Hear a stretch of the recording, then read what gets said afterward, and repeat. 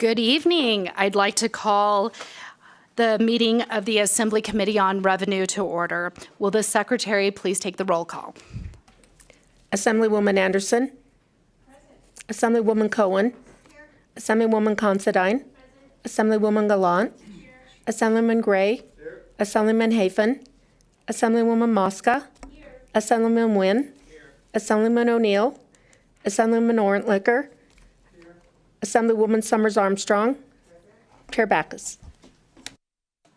Present, and please mark Assemblyman Hafen and Minority Leader O'Neill present when they arrive. If for some reason they don't arrive, they are probably excused. I understand a lot of people have bill presentations and other obligations this week.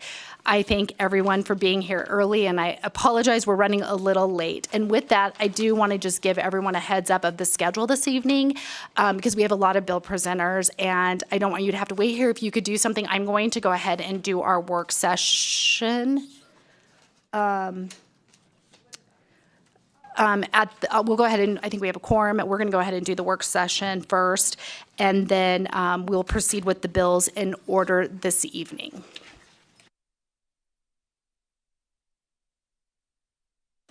So with that, I will formally start with the first item on our work session, which is Assembly Bill 1. And with that, I will open it up to Ms. Powers. Oh, 1 minute recess.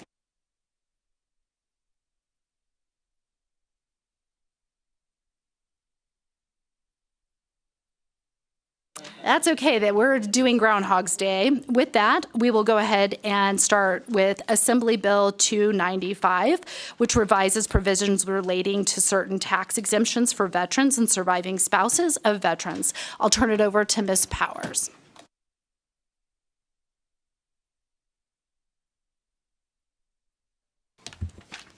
Thank you, Chair Backus. Susanna Powers, Deputy Fiscal Analyst with the Legislative Council Bureau. The work session document for Assembly Bill 295 is available to the public on Nellis. Assembly Bill 295 was sponsored by Assemblyman Jurek.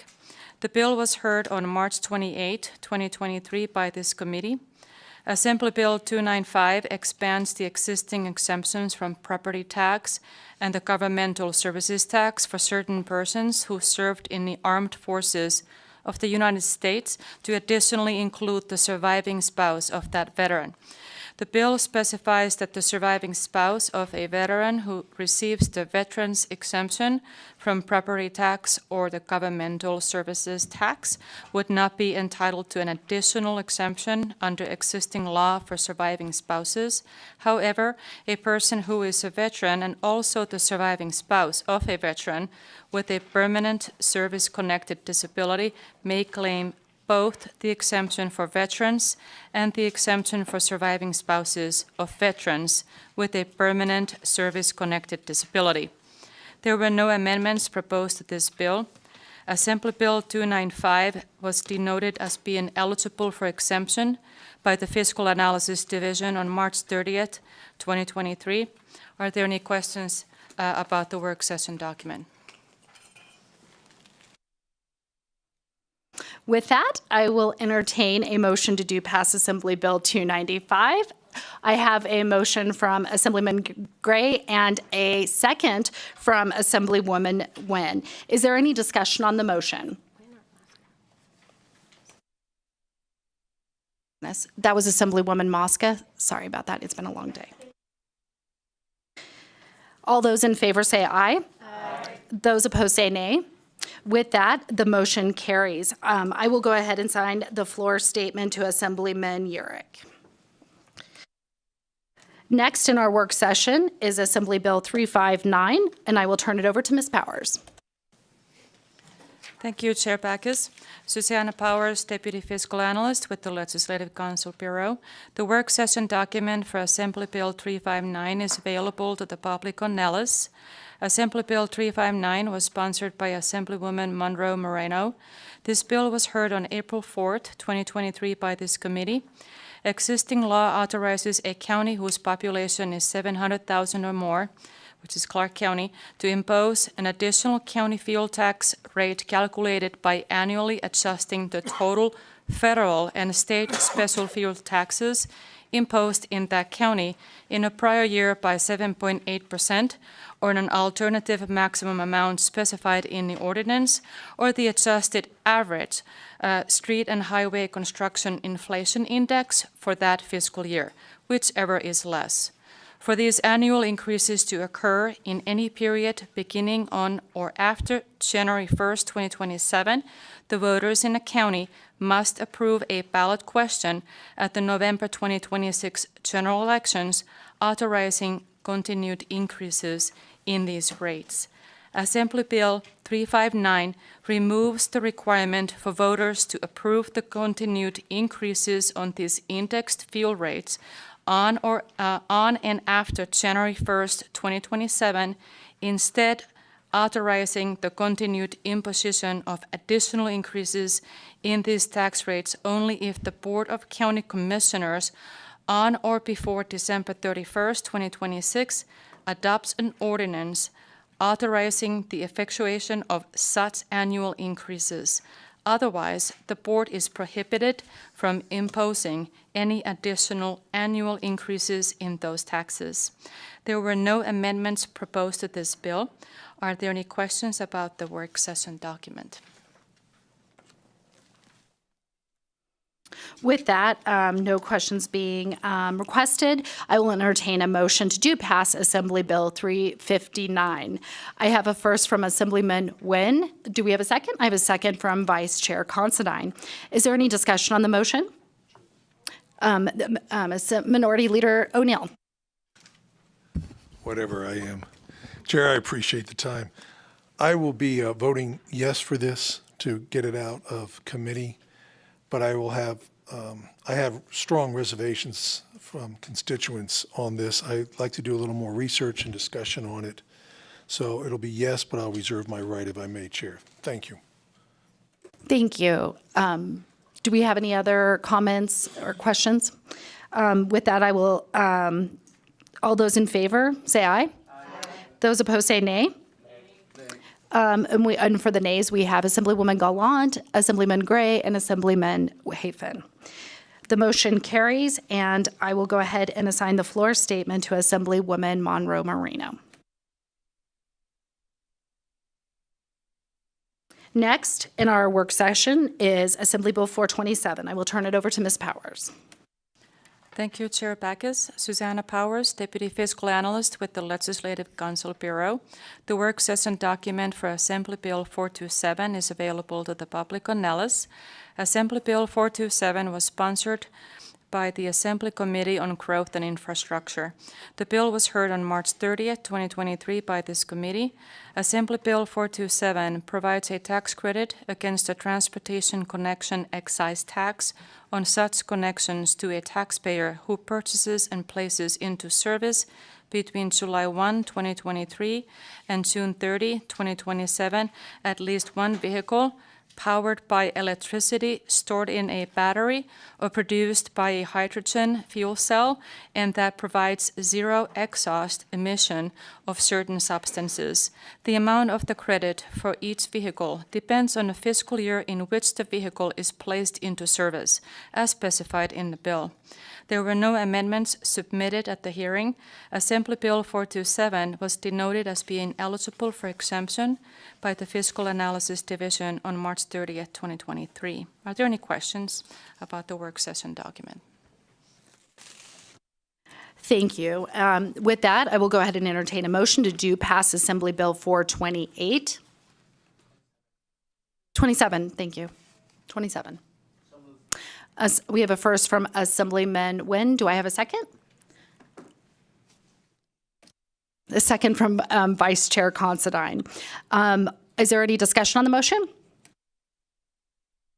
With that, all those in favor say aye. Aye. Those opposed say nay. And with that, I have a no from Minority Leader O'Neill, a no from Assemblyman Gray, and a no from Assemblyman Hafen. The motion carries, and I will go ahead and assign the floor statement to Assemblyman Watts.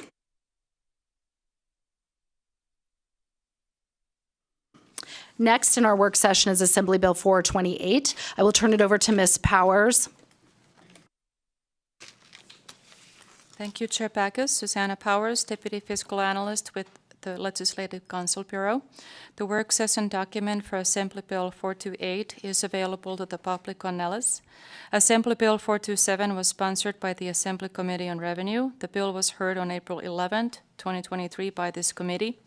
Assembly Bill 428 requires the Office of Economic Development to establish and administer a career pathways demonstration program to develop and implement career pathways to enable students to prepare for employment in professions which serve the long-term needs of the state. The bill additionally requires certain school districts to offer a Teacher Academy College Pathway program at each high school in the district that will enable interested pupils in grades 10, 11, and 12 to prepare for employment in professions in K-12 education.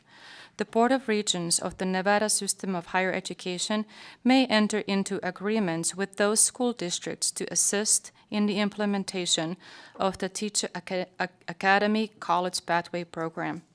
Assembly Bill 428 additionally revises the membership of the Board of Economic Development to include the Superintendent of Public Instructions or his or her designee. At the time when the work session was submitted, there were no amendments proposed to this bill. However, Chair Backus submitted a proposed amendment earlier this afternoon.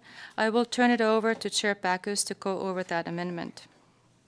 Thank you so much, Ms. Powers. With it, the amendment would incorporate some of the comments from last evening, including amendments to Section 2 with respect to the reporting requirement of adding demographic information, adding a new subsection 5 to say that the Governor's Office of Workforce Innovation may enter into an agreement with Nevada Department of Education to administer the Teacher Academy College Pathway Program described in Chapter 388 of NRS. Likewise, there will be amendments to Section 3 under subsection 2C to be amended to when assessing pupils entering into the 10th grade who are interested in participating in the program, that a part of the factors that will be identified will be academic, socioeconomic, and other barriers to their participation. And further, to the extent that the assessment identifies any academic, socioeconomic, or other barriers to the participation and completion of the program by such interested pupils, the program shall identify and promote with such pupils and their parents or legal guardians any available programs or services designed to help the pupils overcome such barriers. There are additional other information as to providing additional assistance to those individuals as to the needs that may arise. Subsection 2G2 will be deleted. Subsection 2G4 will now become 2G3, but it will be amended that with respect to the admission would also include of otherwise academically qualified pupils who complete the program. Likewise, in subsection 3, which now subsection 4, a new subsection 3 shall be added pertaining to the large school district may enter into an agreement with the Board of Regents of the University of Nevada to provide a faculty mentor from the Nevada System of Higher Education to teachers of the school district who teach courses in the program to ensure such courses align with contents and rigor of the equivalent courses taught at institution within the Nevada System of Higher Education. A new subsection 5 will be added to say, to the extent the provisions of subsection 3 conflict with any of the provisions of Chapter 388G of the Nevada Revised Statute, the provision of subsection 3 shall supersede such provisions in this Chapter 388G of NRS. Section 5 will be just slightly amended, where instead of the Board of Regents offering early admission. It would instead say that the Board of Regents may create regulations to identify and inform pupils who have completed the program or who expect to complete the program at the end of grade 12, and who will apply to admission to an institution within the system of institutions within the system that such pupils may academically qualify for the admission. Then section 6 shall be deleted and replaced with the following language, and this is basically that the Nevada treasurer will oversee the college, like the loan, what we were calling last night, addressing the loans. Instead, the state Nevada treasurer will oversee that instead of the NCHE institutions. With that, I don't think, does Ms. Powers, we'll turn it back to Ms. Powers. Thank you, Chair Backus. Just one more thing. Assembly Bill 428 was denoted as being eligible for exemption by the Fiscal Analysis Division on March 30th, 2023. And that concludes the work session document for Assembly Bill 428. Are there any questions? I'll turn that to Assemblywoman Anderson. Thank you, Chair. And I really appreciate both the speed of the amendment and then also trying to capture all the questions that people had. I just want to make sure to verify that with the new subsection 5, with the Nevada Department of Education now being able to administer it, this is no longer only for the large school district as mentioned in the original bill. This is now available for all school districts, or is that something that the Nevada Department of Education, along with GOED, would be able to make that decision about? Assemblywoman Anderson, I'm going to call a friend. If I can have Mr. Stewart come up. And I don't know if he was listening to your question. I hope he was. And respond to your question.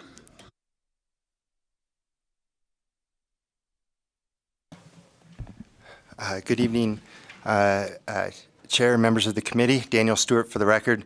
Probably the best part of that is being called a friend of the chair, so I appreciate that very much. The answer is twofold. Right now, it doesn't change. The mandate for the teacher academy would only still be in Clark, pursuant to the current bill. That language hasn't changed, but because it's now being administered by NDE, it would be that would be the process to opening it up to the other schools if we needed to at a later date.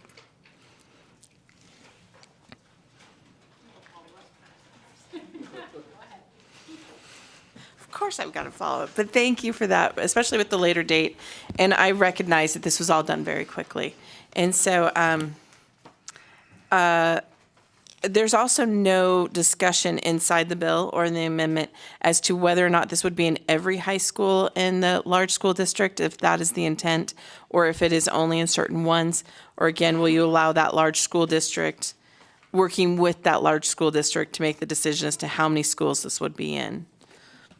Thank you, Daniel Stewart, for the record, answering your question. The mandate would still be that it be in all 49 schools in Clark County. The intent of that is the only way we're going to capture the diversity that we need to match the actual communities of the students is to mandate it that it's in all schools. Part of the fear is, like I said, not only picking and choosing at the start, but potentially not keeping that mandate in, that somehow, again, the schools that are already doing things really well will figure out how to do that well, and the other schools will get left behind. Thank you. Do we have any other questions regarding Assembly Bill 428 or the amendment? I'll go to Assemblywoman Summers Armstrong. Thank you, Madam Chair. I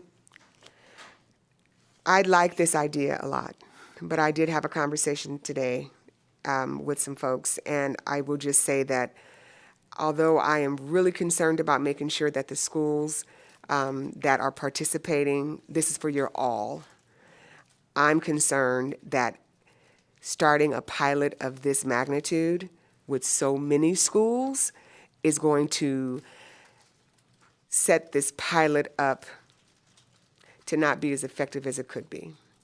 I think that that is going to be a challenge to ensure that you can find 48 times, I don't know how many, 2 or 3 or 4 or 5, well-versed, committed teachers to participate all the way across the district when we already have a teacher shortage. I'm just concerned.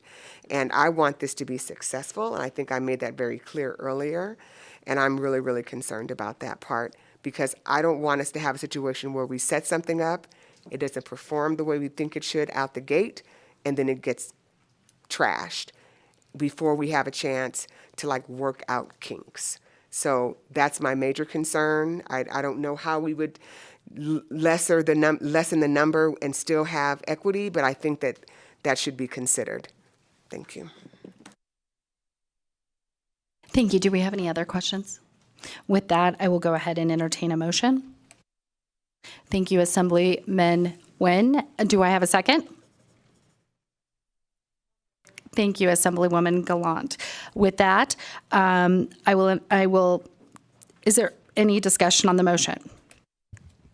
I'll start with Assemblyman Nguyen. Thank you, Chair. Just want to put this out in public record.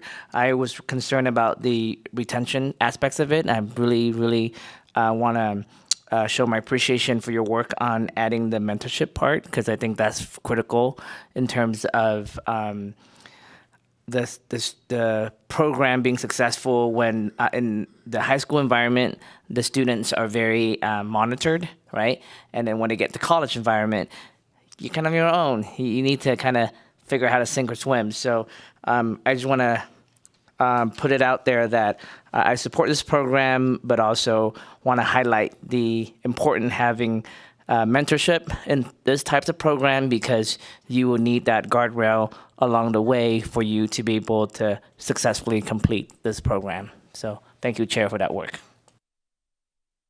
Thank you. And I just want to make sure, Assemblyman Nguyen, I wasn't sure if I had said it is a motion to amend and do pass, correct? Okay, great. Next, I will go to Assemblywoman Summers Armstrong. That was actually Assemblywoman Anderson, but I would also like to say We look so much alike. Yes, we're twinning today. I apologize, Chair, because I did not first acknowledge that you've been hustling to get this together today, and I really, really respect that. And I'm going to support it because I believe in it, right? I believe this is important. I'm just telling you all where my concerns are, and I'm retired now, so that means I get to eagle eye it a little bit. So y'all will be seeing me in the neighborhood. Next, I will go to Assemblywoman Anderson. Twin number 2. Thank you so much. And again, thank you for working on this so quickly. I know you've been working on it actually for some time.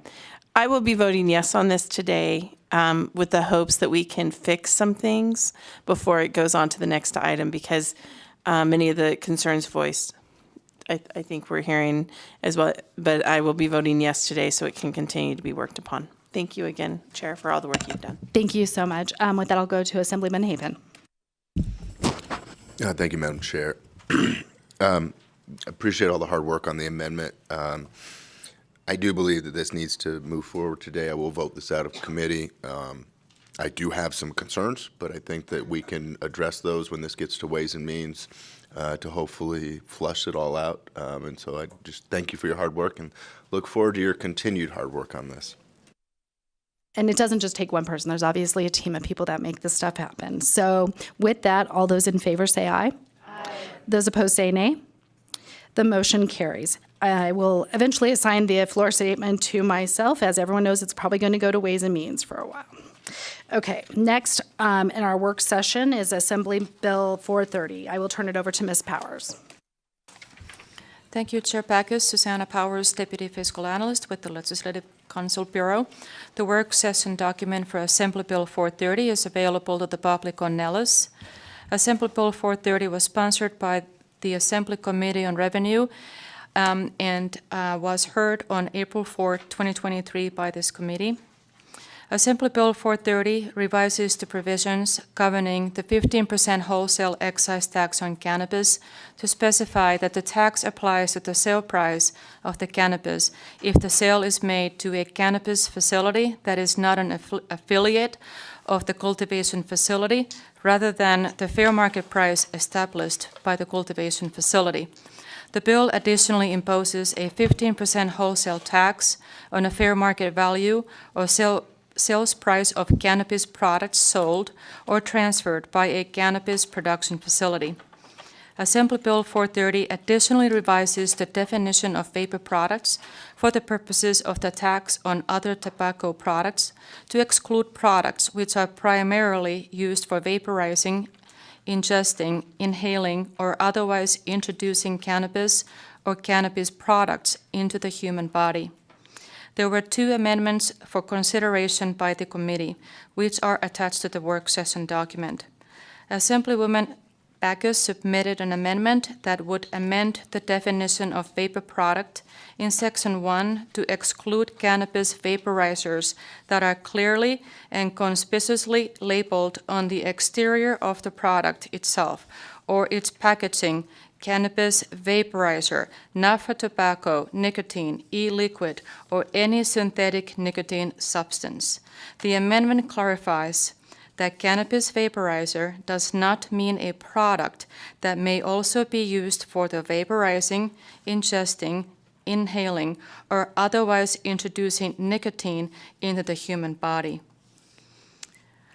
Lakey Martin, Executive Director with Nevada Cannabis Association, submitted an amendment that makes the following changes to the bill. Remove the 15% wholesale tax on a fair market value or sales price of cannabis products sold or transferred by a cannabis production facility. Restore deleted language specifying that a wholesale sale does not include a transfer of cannabis by a cannabis cultivation facility to another cannabis cultivation facility when both cannabis cultivation facilities share identical ownership. Specify that the Department of Taxation determines the fair market price of cannabis and cannabis products based on the sales price of the cannabis or cannabis products in a wholesale sales between a cultivation facility and a cannabis establishment that is not an affiliate. And specify that the fair market value must be calculated using a median of sales prices for wholesale sales between cultivation facilities and cannabis establishments that are not affiliates, per pound or each during the period specified in the bill. Assembly Bill 430 was denoted as being eligible for exemption by the Fiscal Analysis Division on March 30th, 2023. Are there any questions about the work session document? With that, I will go ahead and entertain a motion to amend and do pass Assembly Bill 430 with the 2 amendments as aligned in the work session documents. I have a first from Assemblyman Nguyen and a second from Assemblywoman Gallant. Is there any discussion on the motion? Assemblyman Haven. Thank you, Madam Chair. And I know this came out of the interim and been a topic of discussion for quite some time. And I genuinely appreciate all the efforts that have gone into it. As I stated during the committee, I would have much preferred this to be a flat tax, make it simplified for D-Tax to do its job. And so at this time, I'm not going to be able to support this, but I do want to express my appreciation for everybody's hard work to try to get to this point. Hopefully one of these days I can get to a flat tax, though. Thank you. Thank you. And then I also have Minority Leader O'Neill. Thank you, Chair. I'll vote yes, but I'm still would like to see this bill worked. I think there were some disadvantages on the taxing on the 30 days to go to 90 days. I'd like to see some work done on this still, and I appreciate the work that you have done. I'm just not there yet to be a yes vote on the floor right now. So I'll be a yes with the reservation. And thank you, Chair. Thank you. And at this time, I'll go ahead and take a vote. All those in favor say aye. Aye. Those opposed say nay. And we have a nay from Assemblyman Haven. The motion carries. And I will assign the floor statement to myself on that one. Okay, next in our work session is Assembly Bill 455. I will turn that over to Ms. Powers. Thank you, Chair Backus. Susanna Powers, Deputy Fiscal Analyst with the Legislative Council Bureau. The work session document for Assembly Bill 455 is available to the public on Nellis. Assembly Bill 455 was sponsored by this committee on behalf of the Office of Finance in the Office of the Governor. The bill was heard on April 11th, 2023 by this committee. Assembly Bill 455 authorizes the Department of Taxation to impose a civil penalty for certain violations relating to contraband tobacco products. The penalty that the department may impose for these violations may not exceed the greater of $25,000 or the total costs incurred by the department for the transportation, storage, and disposal of the contraband tobacco products. An amendment was submitted by the Department of Taxation, which is attached to this work session document. The proposed amendment would change the civil penalty amount to $10,000 or the total costs incurred by the department relating to transportation, storage, and disposal of contraband tobacco, whichever is greater. Are there any questions about the work session document? Thank you. And with that, I will go ahead and entertain a motion to amend and do pass Assembly Bill 455 with the amendment submitted by the Department of Taxation as outlined in the work session documents. I have a motion from Minority Leader O'Neill. Do I have a second? I have a second from Assemblywoman Gallant.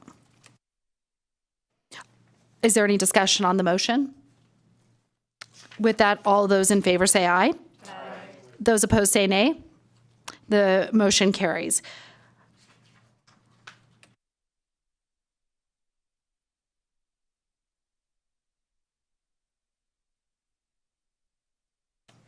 Okay, with that, I will assign the floor statement to Assemblywoman Gallant. Next in our work session is Assembly Concurrent Resolution 7. I will turn it over to Ms. Powers. Thank you, Chair Backus. Susanna Powers, Deputy Fiscal Analyst with the Legislative Council Bureau. The work session document for Assembly Concurrent Resolution 7 is available to the public on Nellis. Assembly Concurrent Resolution 7 was sponsored by Assemblywoman Anderson. This bill was heard on April 4th, 2023 by this committee. Assembly Concurrent Resolution Number 7 directs the Joint Interim Standing Committee on Revenue to conduct a study regarding wealth taxes during the 2023-2024 interim.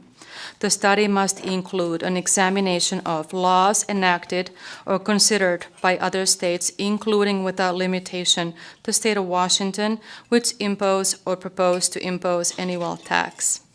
What types of wealth may be taxed in this state and potential revenue that would be generated through the imposition of a wealth tax in this state. The committee is required to submit a report of its findings and any recommendations for legislation to the Director of the Legislative Council Bureau for transmittal to the 83rd session of the Nevada Legislature. There were no amendments proposed to this bill. Are there any questions about the work session document? Perfect. I will entertain a motion to adopt Assembly Concurrent Resolution 7. I have a first from Assemblywoman Mosca, and I have a second from Assemblywoman Summers Armstrong. Is there any discussion on the motion? Assemblyman Haven. Thank you, Madam Chair. I will not be supporting this today. I believe this is in violation of the Nevada Constitution. Thank you.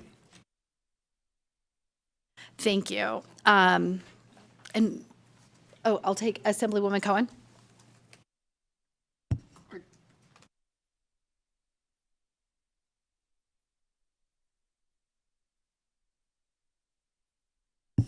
Thank you. I know there's some people that have a concern with this, and I just can't imagine that there's something that's so horrific that we can't have the conversation. These are important issues that we definitely need to be discussing in the legislature.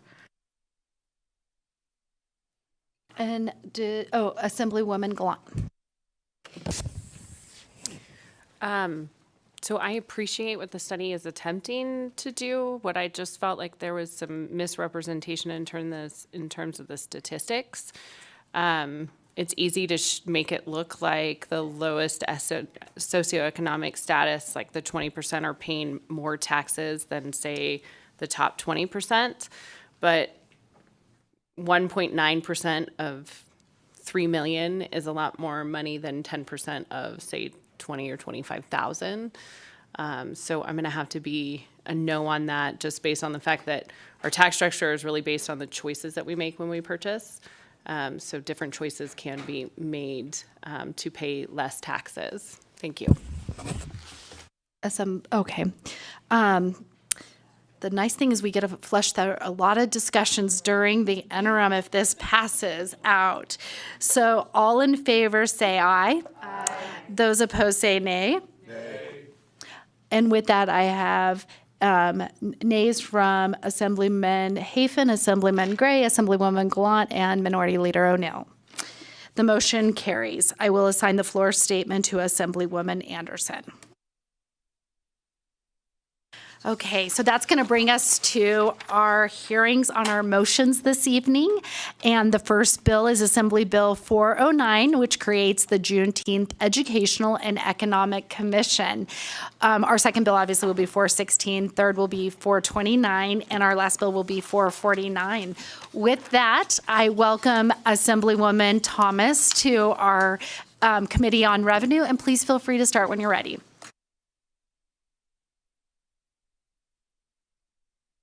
Thank you, Madam Chair. Just got a quick question. I have a presenter. Okay. BPS, we should probably have a co-presenter. There we go on Zoom. Thank you so much.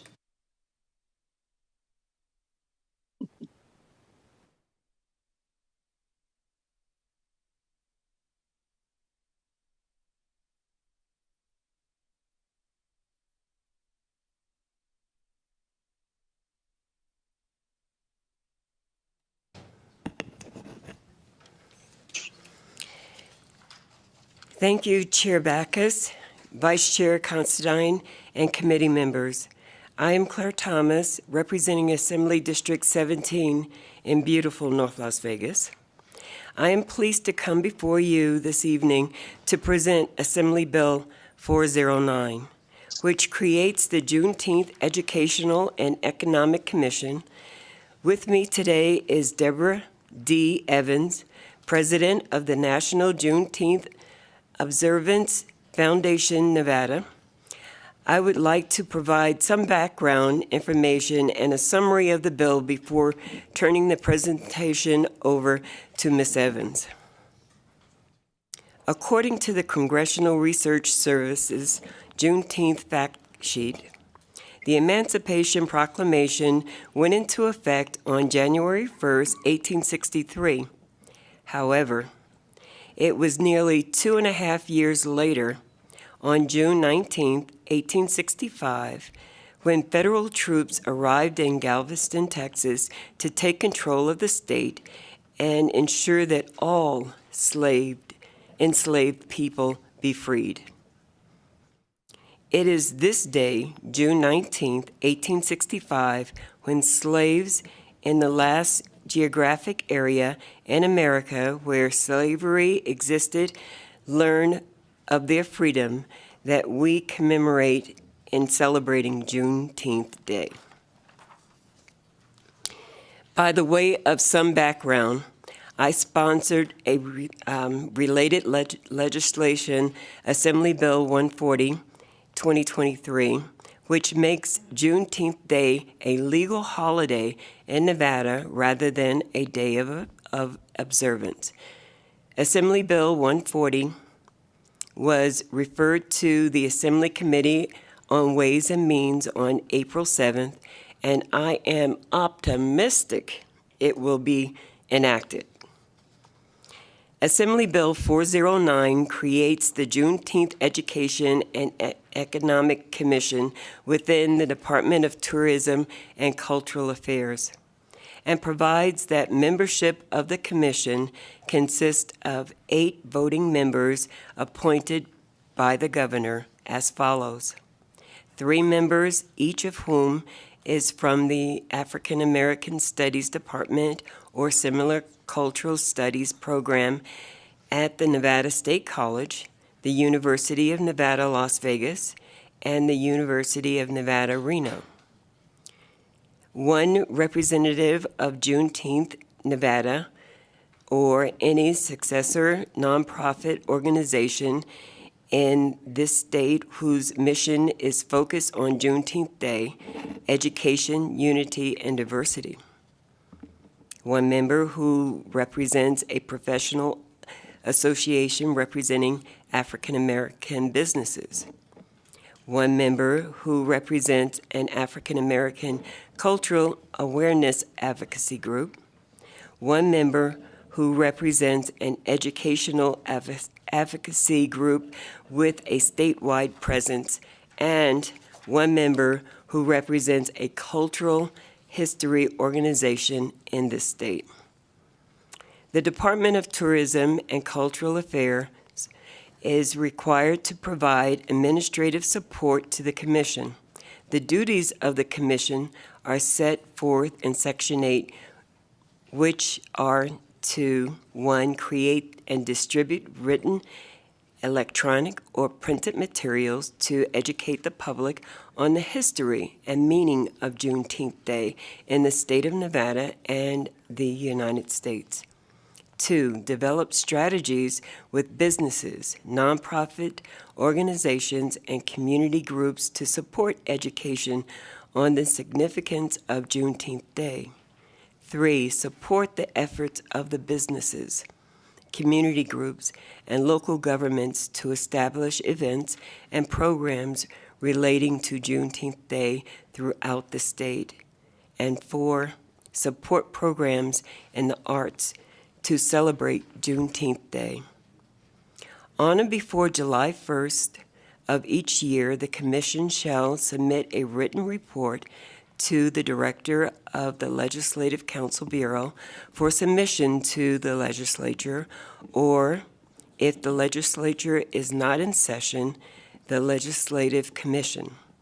The report must include, without limitation, a summary of the work of the Commission during the past fiscal year and any recommendations for legislation to improve awareness of Juneteenth Day and African American histories in this state. The bill creates the Juneteenth Education and Economic Fund for the support of the Commission. Finally, the bill is effected upon passage and approval, as I hope the state will observe Juneteenth Day as a legal holiday for the first time 2 weeks after the legislature adjourns sine die. Fiscal notes have been requested, and they are available on the internet as of Tuesday, April 11th. At this time, I would like to turn over the presentation to Ms. Evans, who is available on the Zoom. Thank you and good afternoon. My name is Deborah Evans, and I am representing Juneteenth Nevada and the National Juneteenth Observance Foundation. I am here to request passage of AB 409.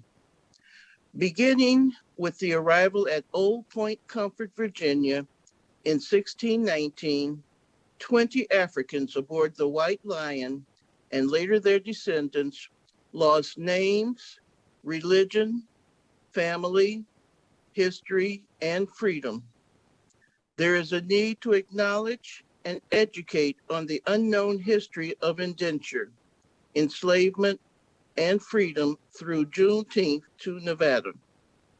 The vision is that the Juneteenth Nevada Education, Culture, and Economic Commission will begin to rectify these actions. It will assist in the planning of research, collections, and completion of culturally relevant American history, including the unacknowledged inventions, accomplishments, and contributions made to this country. Assist nonprofit organizations, educational facilities, and communities to further the commemoration and understanding of Juneteenth with the provision of grants for equipment and technical assistance and training to members to bridge the digital divide needed to provide access to the information world and to the underserved communities. It will fund the development and distribution by nonprofits and educational resources of media and programming that will disseminate that information through activities, print, and other online recordings. It will reinforce distribution of information with an online electronic library to hold and maintain documentation for study. It will work with the economic development and tourism agencies within the state to promote and support tourism and business development of the Juneteenth commemorations and celebrations throughout the state. Encouragement for civic, patriotic, historical, educational, artistic, religious, and economic organizations to organize these activities. And finally, it will develop model curriculum, support implementation on teaching the history of enslavement to freedom through Juneteenth in the schools. Thank you very much for allowing me to speak. Thank you, Chair Backus, and to Ms. Evans. And we are right now ready for questions of the committee. Thank you. Thank you so much for your presentation, and I do like the nice touch of having a flag in the background that coordinates with the presentation today. With that, do we have any committee members who wish to ask any questions? If not, we'll start with Assemblywoman Cohen. Thank you for the presentation.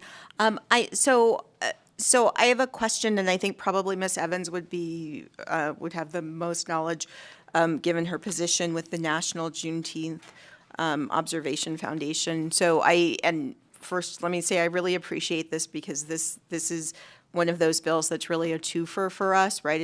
It's really important for us to learn our American history, but this is also something that can bring in tourism to the state and help create jobs and good paying jobs here in the state. So Ms. Evans, can you tell us what are some of the things that are happening in other states or cities where there are where Juneteenth is being observed? I would assume that like Galveston is probably having a lot of events, but in other locations where it's a newer,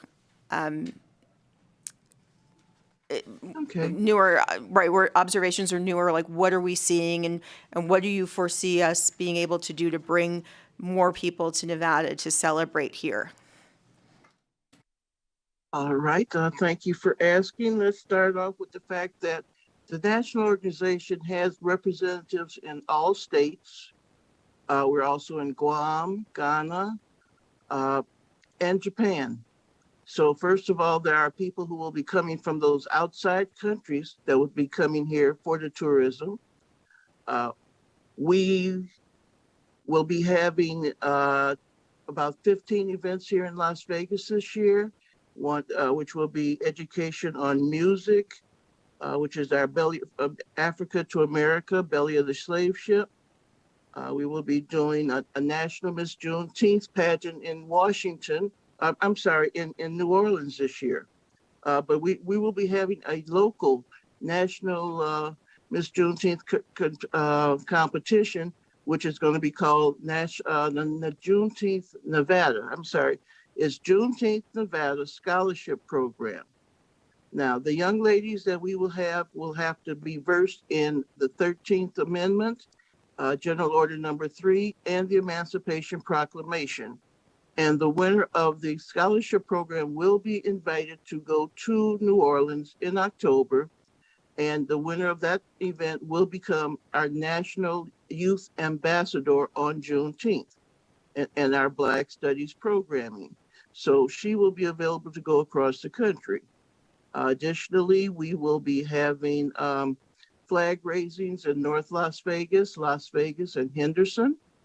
We will have other programming in the state. We'll be having some things with the seniors here in the North Las Vegas and the youth program over at the West Las Vegas Arts Center. And that's just our area. Now, if you go over to the East Coast, we have another music program that will be going on called Juneteenth's Wave of Freedom. And it will be recognizing the freedom dates in the country, most of which occurred between 1863 and 1865. There will be jazz programming, but as part of the speaking program, they will talk about our history in the country. And then they will also bring up the fact that the Moulin Rouge Agreement of 1960 also counts as freedom because it cleared up some of the issues with discrimination here in Nevada and Las Vegas on the Strip. In addition to that, we start off May 25th. We're going to be at Point Comfort in Virginia, which on May 25th, they're going to be going there with, that's where the ships left from. They embarked on the ships May 25th, 1865, en route to the Texas-Mexican border to fight Maximilian. And along the way, they ran into a storm. It had to stop off at Galveston at Food and Water. So that's one of the stories that we tell. We tell the story that we were educated to believe that General Granger rode in on a horse, climbed up on the balcony, and rescued the blacks. Well, they don't tell you that there were 10,000 U.S. colored troops in the city. They don't tell you that he was on a ship, not a horse. And they don't tell you that the building did not have a balcony. So that is some of the work that our education group is doing. And the education group is working year round. As a matter of fact, they're having a meeting right now. So we have an education thank you group that so researches much, event Ms. committee. Evans. Ms. Evans, thank you. I think the Yes. committee got it. We appreciate you giving Like you say, that was you can't great. teach an old dog new tricks, but you can. 10 years ago, I I didn't know know. half of the information I know Thank today. you. Thank you, ma'am. It sounds like you guys have a lot of like great ideas. I just had one, it's a question that you don't have to like think about it during this committee hearing, but I was just thinking on the future is you guys had a really well thought out list of who the members of this committee would be. And the only thing I saw in that is that ended up being an even number, and that sometimes if people don't agree on everything, you may need that tiebreaker vote. But that'd just be something that I would just suggest down the road. I would like to ask that someone, I'm sorry, I'd like to ask if someone comes in from the governor's office. I have thought of that. If we can get someone from the governor's office, that would be beautiful. And one last thing I'd like to add, we're going to be at the White House on Juneteenth this year. I appreciate that. Do we have anyone else who has any questions? Oh, I am so sorry. Assemblywoman Summers Armstrong.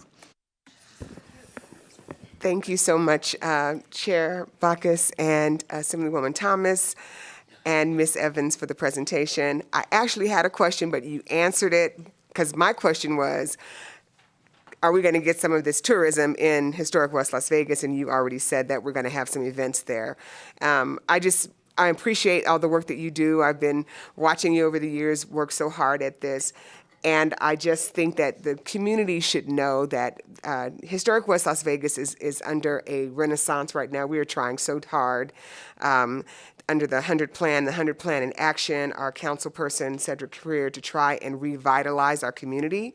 And part of that includes an African-American library, a new library, African-American museum, a new library, and other activities to try to bring tourism and activities into our community. And the information and the activities that this will bring will do nothing but help us move this idea forward. And so I'm really excited, and thank you both for your courage and for your commitment Thank you. Thank you. And with that, Assemblywoman Thomas will go ahead and move on to taking testimony and support. Do we have anyone here in Carson City wishing to give testimony in support of Assembly Bill 409?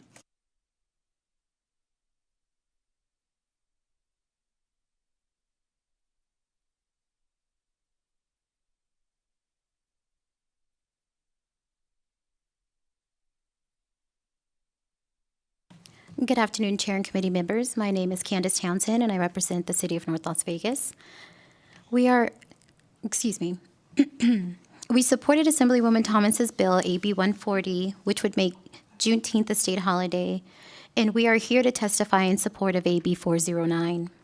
This bill will help to educate the public about the history, meaning, and importance of Juneteenth. Teaching the community about our collective history is so important, especially since there are still so many people who are unfamiliar with the holiday. I want to thank Assemblywoman Thomas for bringing this very important bill forward, and I urge you to support it. Thank you. Thank you, Madam Chair and members of the committee. My name is Marlene Lockard, representing SEIU 1107. I had a lot prepared, but in the interest of time, I will just say that SEIU urges you to support this bill as it creates the Juneteenth Education and Economic Commission, which will play a crucial role in promoting education, unity, and diversity related to Juneteenth Day in Nevada. This bill will not only recognize the historical significance of Juneteenth Day, but also contribute to creating a more inclusive and informed community. Thank you for your support. Thank you. And Ms. Lockard, would you mind giving your written remarks to our committee manager so that we can make sure that that is included as part of this bill for this hearing this evening? I'd appreciate that. Go ahead. Michael Flores on behalf of the University of Nevada, Reno. And I also want to be brief at this late hour. I want to thank the bill sponsor for including us in this legislation, and we're a strong support. Thank you. Thank you so much. And with that, we'll go to the phone lines. BPS, do we have anyone on the phone lines this evening wishing to give testimony in support of Assembly Bill 409? Chair, the public line is open and working, and there are no callers at this time. Thank you so much. With that, we'll go to testimony in opposition. Do we have any testimony in opposition to Assembly Bill 409? With that, BPS, I don't anticipate anyone got back on the phone line, but in case they did, do we have anyone on the phone line to give testimony in opposition to 409? Chair, we have no callers at this time. Thank you so much. Next, we'll move to testimony in the neutral to Assembly Bill 409. Is there anyone here in Carson City wishing to give testimony in the neutral? And please feel free to start when you get up there.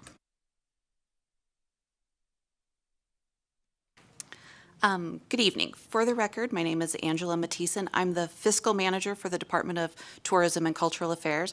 I'm testifying in a neutral position on the fiscal impacts to the department should AB 409 be approved. The fiscal impacts are in three areas as follows. The additional programmatic work described in the bill, namely, number one, create and distribute written, electronic, or printed materials to educate the public on history and meaning of Juneteenth Day in the state of Nevada and the United States.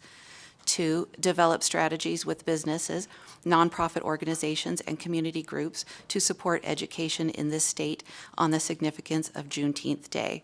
C, support the efforts of businesses, community groups, and local governments to establish events and programs relating to Juneteenth Day throughout the state. And D, support programs in the arts to celebrate Juneteenth Day. These marketing efforts will require an additional position given the current administrative staff is made up of only 9 people, with only 2 dedicated to marketing and public relations for the cultural agencies in the department. The additional workload will require the recruitment of a development specialist too.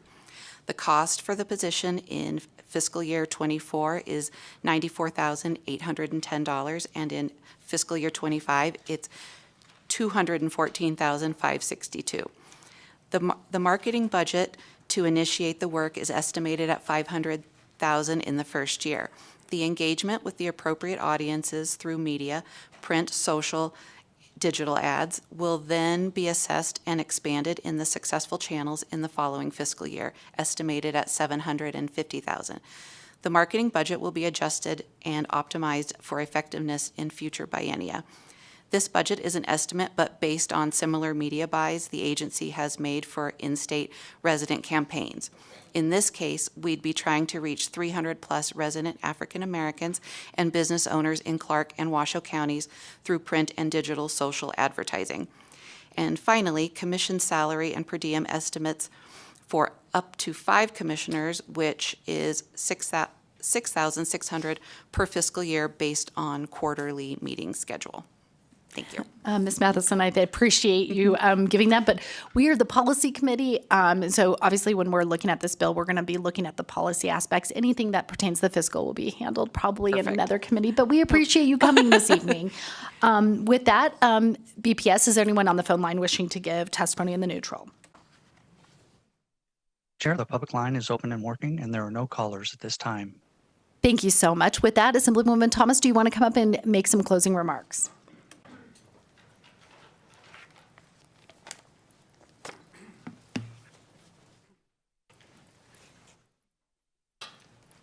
Thank you, Madam Chair. You know, I was looking at something earlier today to say in my closing remarks, and I thought about this, that President Lincoln, if he had been a Marine, he would have said something to the effect that until they all are home, no man left behind. But he was commander-in-chief anyway. So I think that the Emancipation Proclamation went to that effect. We left no man behind. And that was over 250,000 people. And that's why this is so important for our state, and for every state actually in the Union, to commemorate Juneteenth Day, because no man was left behind. So with that, I thank you for giving me the opportunity to present Assembly Bill 409, and I urge your support of this bill. Thank you so much. Thank you so much. I thank you and Ms. Evans. And with that, we'll go ahead and close the hearing on Assembly Bill 409. And we will open the hearing on Assembly Bill 416, and we'll give Assemblywoman Summers Armstrong a little time to get down to the podium, and anybody else she has with her, I think, is on Zoom. So BPS will have to pull up the presenter for Assembly Bill 416. And whenever you guys get situated, feel free to start when you're ready.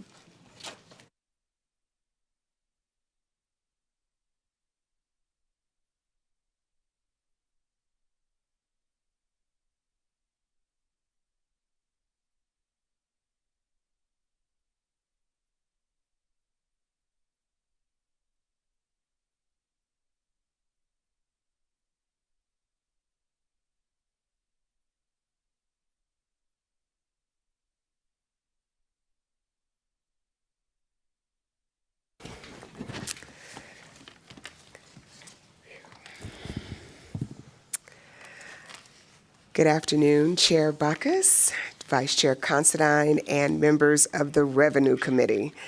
My name is Chandra Summers Armstrong, and I am the proud and honored Assemblywoman who represents Assembly District 6 in the center, the heart of Las Vegas. I am here today to present Assembly Bill 416. I think everybody knows from last session that I am really a champion for housing. And I came to the Assembly this time with the hopes that I could work on some things that could be really helpful for our communities. You all know that I represent historic West Las Vegas and near North Las Vegas. These are communities that were segregated in Las Vegas for many, many years. and have suffered years of disinvestment. And we saw during COVID the results of what that looks like when folks can't afford housing. Most of the calls that I received during COVID were for two reasons. One was food, and one was housing. And I wanted to bring a bill. I had this bill draft sitting and couldn't find anything to put in there. And then just so happens I was scrolling through and I saw a bill that had been done in another jurisdiction on abating property taxes if folks would rent accessory dwelling units to people who needed housing. And that is how AD 416 became to be. On your desk, you have a proposed amendment. It is really a clarification, and I'd like to get to that a little later. I think what we'll do first is start with the, you gonna hit the button for, she's gonna hit the button for me, okay. So with me today, my esteemed guests and assistants are Mr. Brewer, who is the director of the Nevada Rural Housing Authority. So any housing authority issues outside of Clark County and North Las Vegas, Mr. Brewer helps with his team. And to my right is Mindy Elliott, who is representing both the Southern Nevada Regional Housing Authority and the Nevada Rural Housing Authority. And on the line is Miss Alicia Jones from the Southern Nevada Regional Housing Authority. So we're just going to kind of go through this presentation really quick. So we have a couple of definitions. Our first definition is what is a property tax abatement, and my eyes aren't that good. So it is an exemption of property taxes for an accessory dwelling unit and the land upon which it is situated. So we want to be clear that we're asking for the abatement for a very limited structure. We want to talk to you, but just make sure you all understand what HUD stands for. That is the U.S. Department of Housing and Urban Development, and want you to be clear of what a ADU is, which is an accessory dwelling unit that is separate and apart from the primary. Well, if I just read this, I'd have it, wouldn't I? I'm nervous, you all, because I'm in front of family, and y'all making me nervous because I know you're tough. Is an ancillary or secondary living unit that has a separate kitchen, bathroom, and sleeping area existing either within the same, and we're going to change that in the amendment, but the generally accepted term is that either within the same structure or on the same lot as a single-family residence. One of the questions that's been asked several times is, what is this thing called third degree of consanguinity? Did I say it right? Okay, all right. And here's a little chart. The first degree, of course, is the person and their children. The next degree, number one, is the parents, brothers, sisters, nephew, nieces, great-nephews, and so on. And the third is where we have grandparents.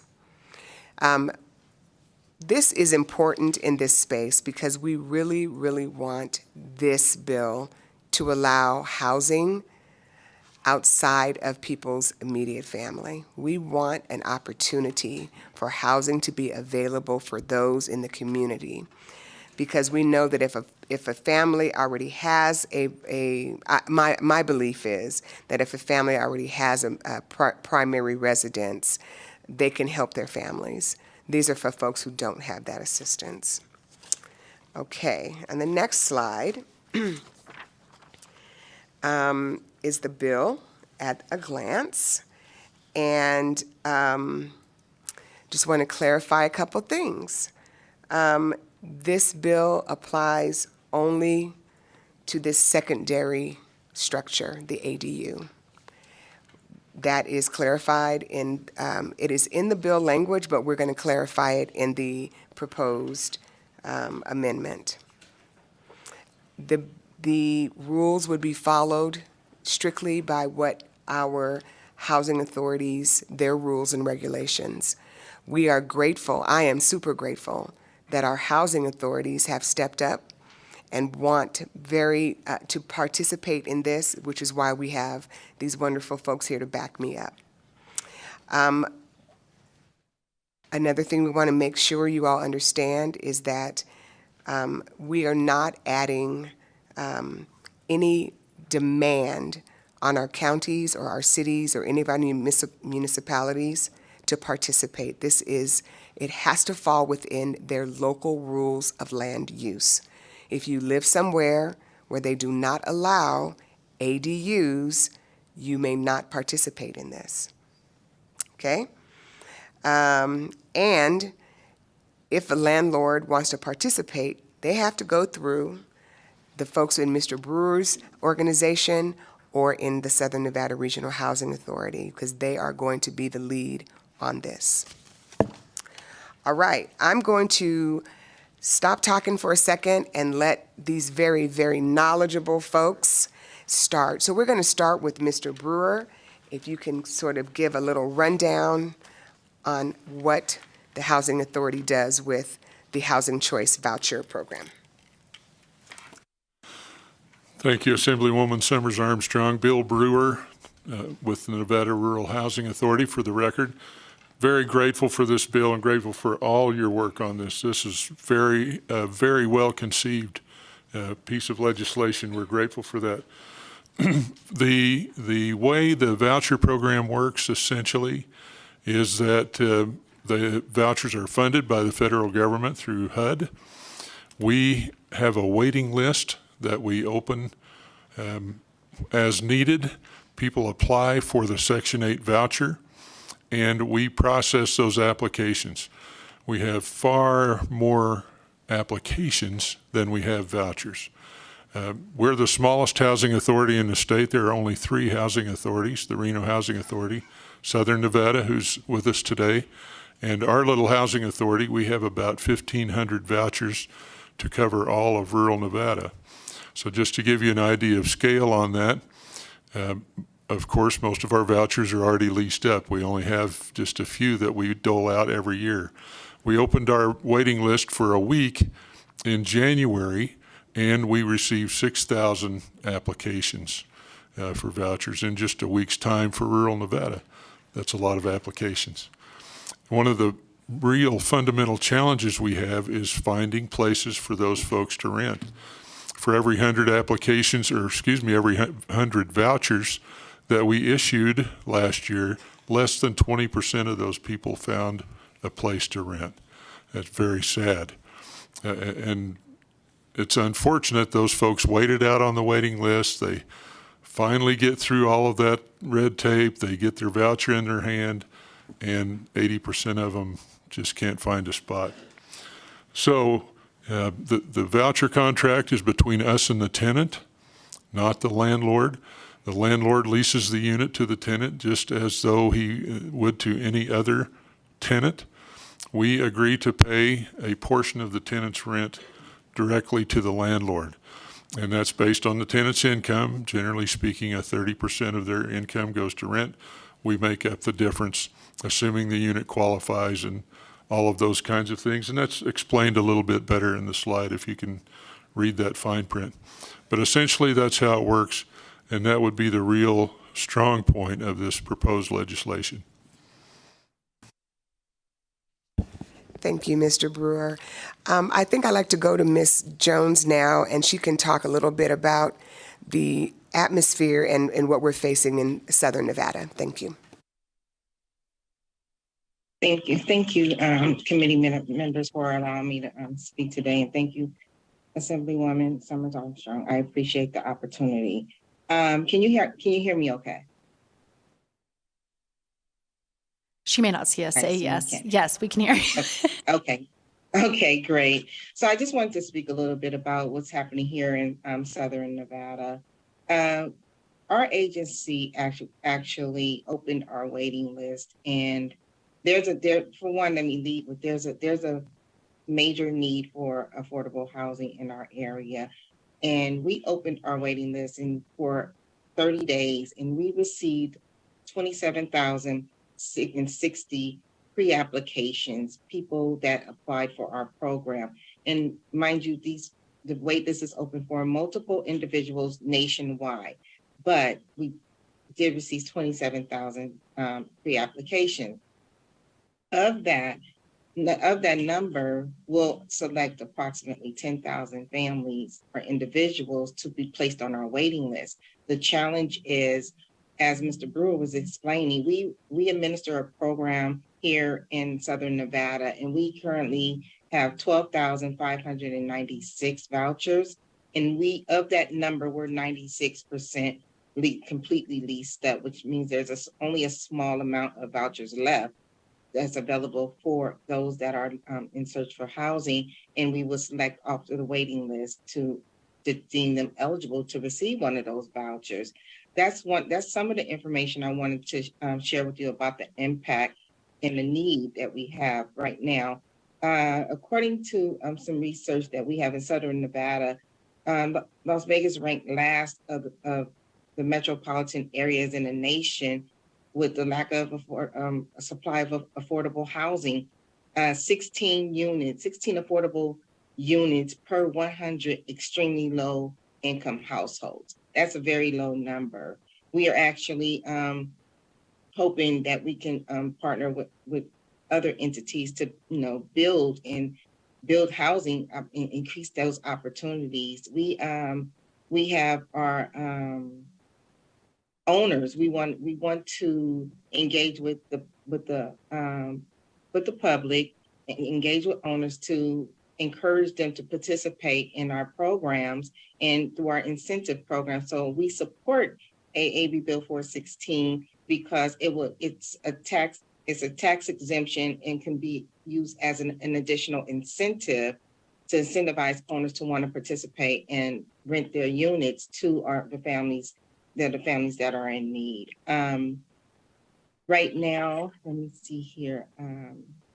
As I was saying, there's a huge gap. I believe there's a need for approximately 86,000 affordable housing units in Nevada, and we only have 12,596 available. So it's a small amount. So we want to find a way to encourage participation and utilize any resources available in order to do that, especially with owner incentives. We have a owner landlord partnership program that we are developing to engage owners, to recruit new owners, to educate current and interested owners to participate in our program. So I just want to, I'm thankful for the opportunity to speak and to be in support of this particular bill. Thank you, Ms. Jones. We really appreciate that insight. We're going to move on to our last couple of slides, and Mindy Elliott is now going to take over and sort of run through some of these statistics quickly. Thank you, Assemblywoman Summers Armstrong, for allowing us to present tonight. I want to make it really clear that this program is a pilot program. It's only open to those individuals that are receiving Section 8 housing choice vouchers. It's not open to the general public for other landlord rental arrangements. We're being very specific with the program because we see a need. As you can hear, we have the needs for, we have voucher needs more voucher needs than we have for landlords that are currently renting. So this out-of-the-box thinking is really going to help us to utilize the housing choice vouchers that we have and to get families integrated into the community quicker. And how our Nevada families are really cost burdened, and you're hearing it every committee. You're hearing about the need for housing and that there's a housing shortage and we're in a housing crisis. When a household pays more than 30% or 1/3 of their household income, the housing is considered to be unaffordable, and that is the blue bar on this chart. And the green chart is when a household pays more than 50% or half of their household income on their housing, the household is considered to be a high risk of homelessness, and the household is severely cost burdened. That's why the housing choice vouchers are so important. They work with the federal government to provide support to the landlord. The tenant will pay a portion, the federal government pays a portion, and we keep these families housed. And of course, the Nevada Affordable Housing Supply, we've seen it in multiple committees. We have assisted units, total of 9,989, 70 to 80% AMI, that's area median income is 1,545 units. 55% to 60% area median income is 14,902 units. 40 to 50%, 8,633. 30 to 35% is only 1,118 units. The 60% of area median income and less, those are the program that you hear from the Housing Division as we talk about the LIHTC, the Low Income Housing Tax Credit Program.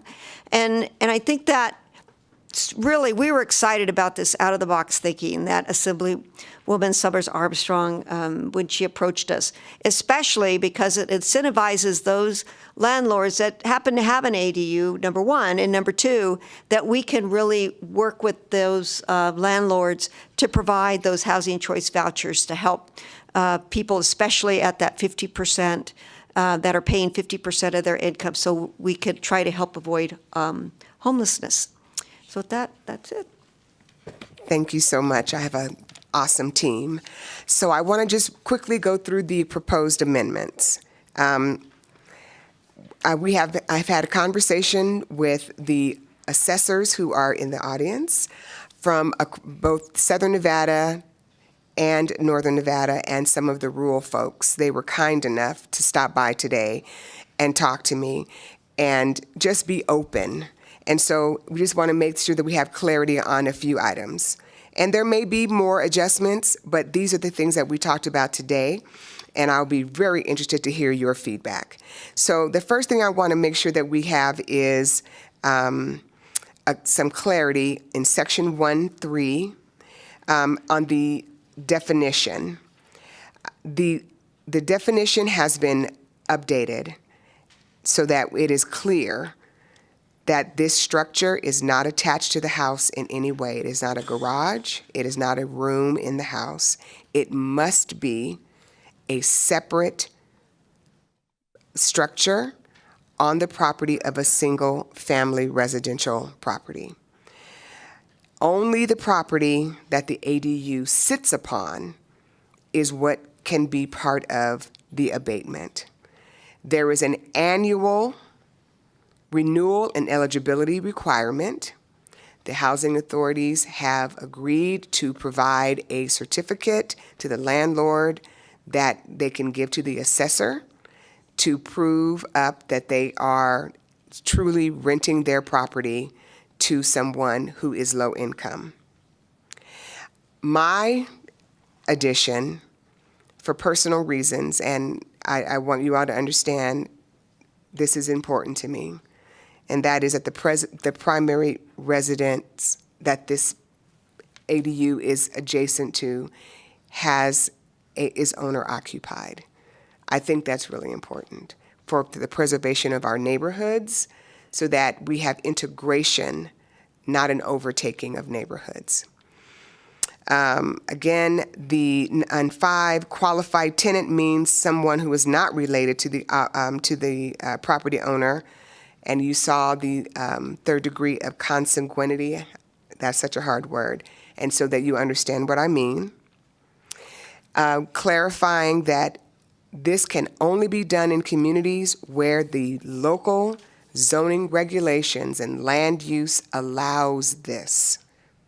So if your community does not allow it, we will not be there.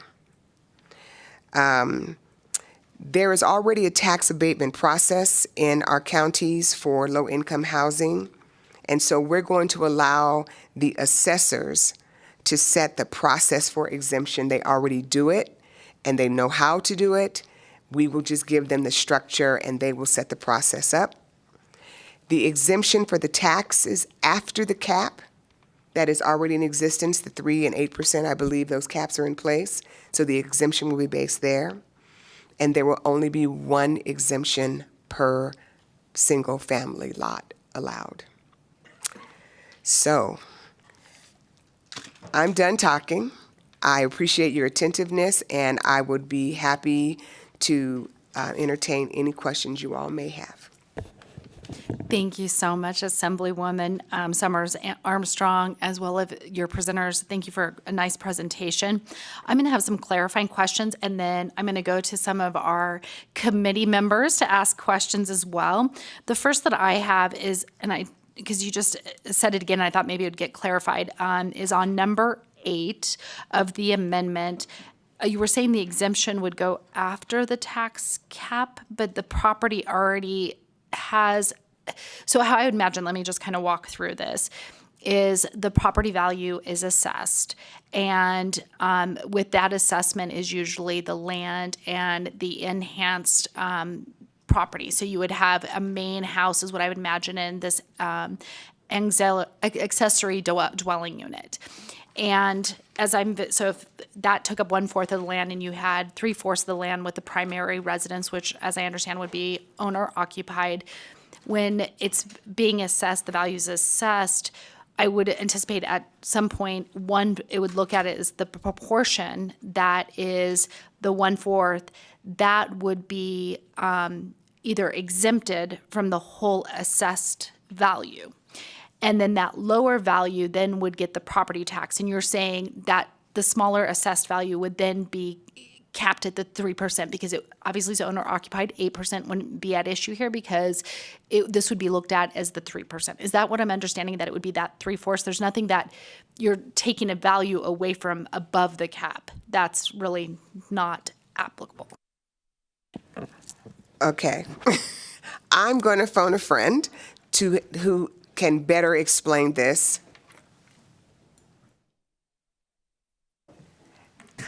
So it's so lucky that the assessors are here today. So we're going to have somebody who really knows how to talk this language.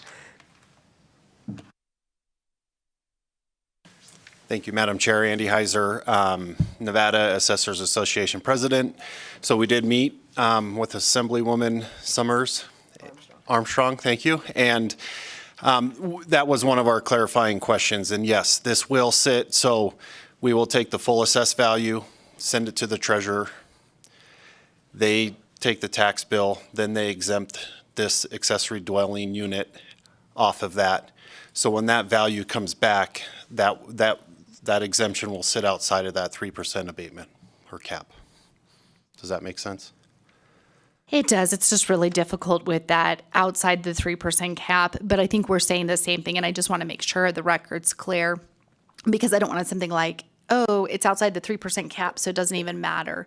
The reality is when we're taking the assessed value is going to go down. The 3% cap is only applied to basically the owner-occupied premise and all land that is excluding where the accessory or a dwelling unit would be sitting, and that improvement.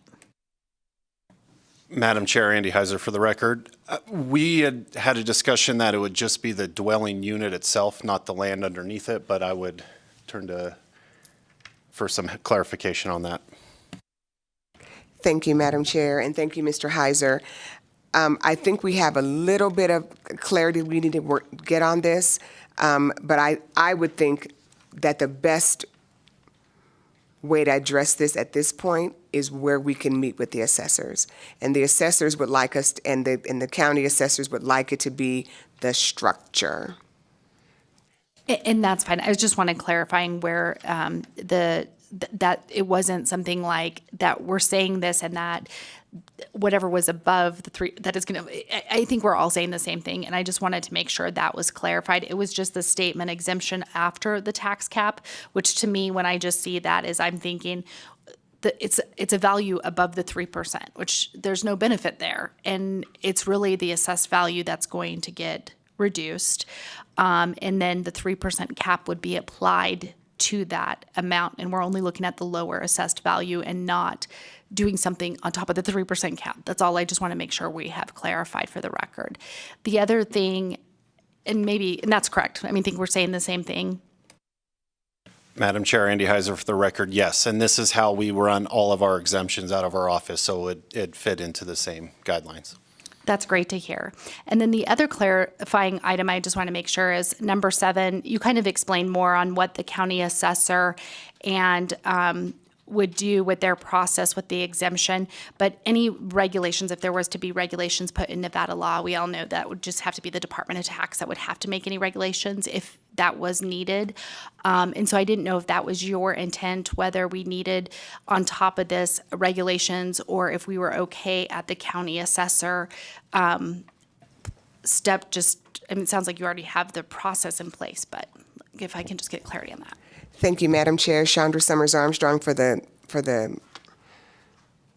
record.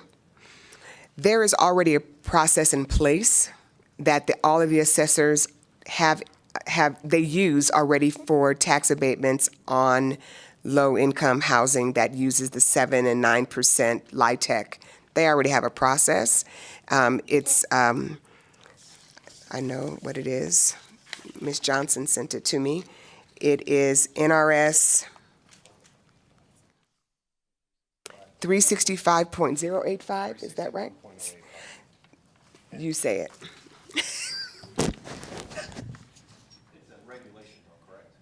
No, it's an So that would be an NAC under Chapter 365, which is fine. And so we would just have to make sure that if we did an amendment that would require any tweaks to that regulation, it would be the Department of Taxation that would have to do that.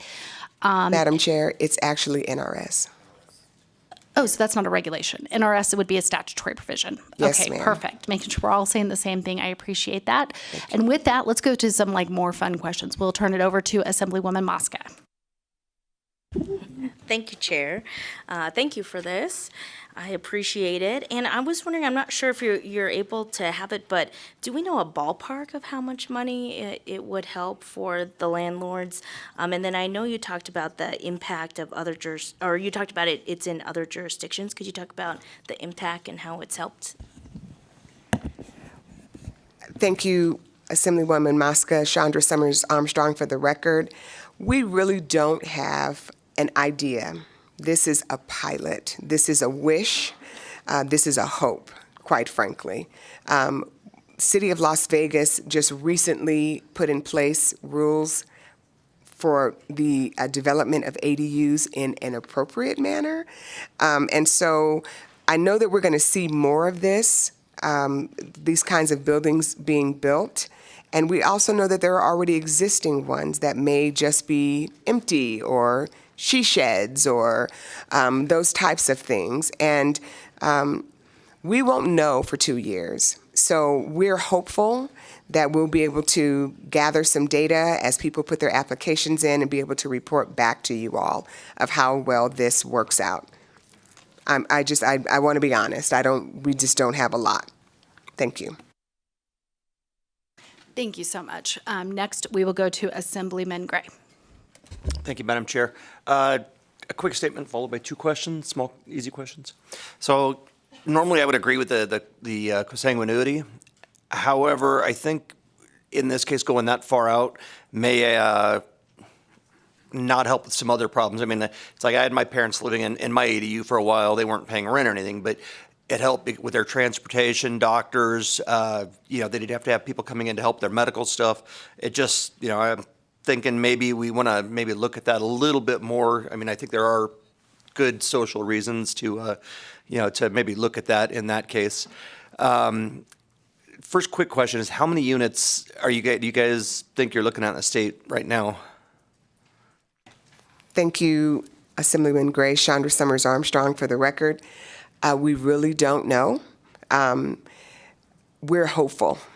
If we could get, quite frankly, if we could get 100, 150, 200, I'd be so happy.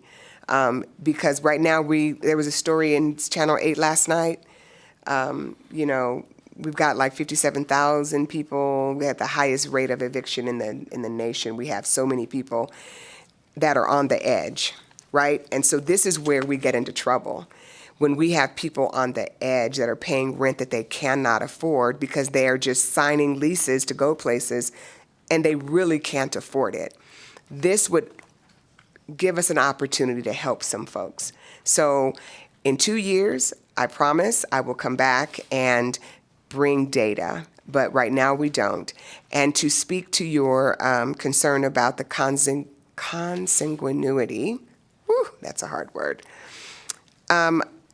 I am open to talking about that, but that was brought up by Mr. Lewis Jordan, who is the director of the Southern Nevada Regional Housing Authority. He is a gentleman, much like Mr. Brewer, who has had decades of experience in public housing.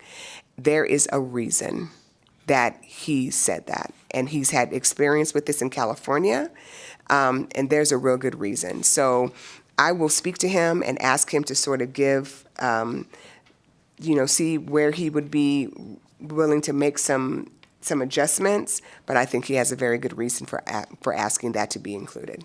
Thank you. And I fully agree with you on the reason. I know what the reason is, but I'm thinking maybe there could be an exemption for parents and grandparents, elderly, that meet the other requirements, so the system, can't be abused or anything like that. It's just kids, no. Brothers, sisters, no.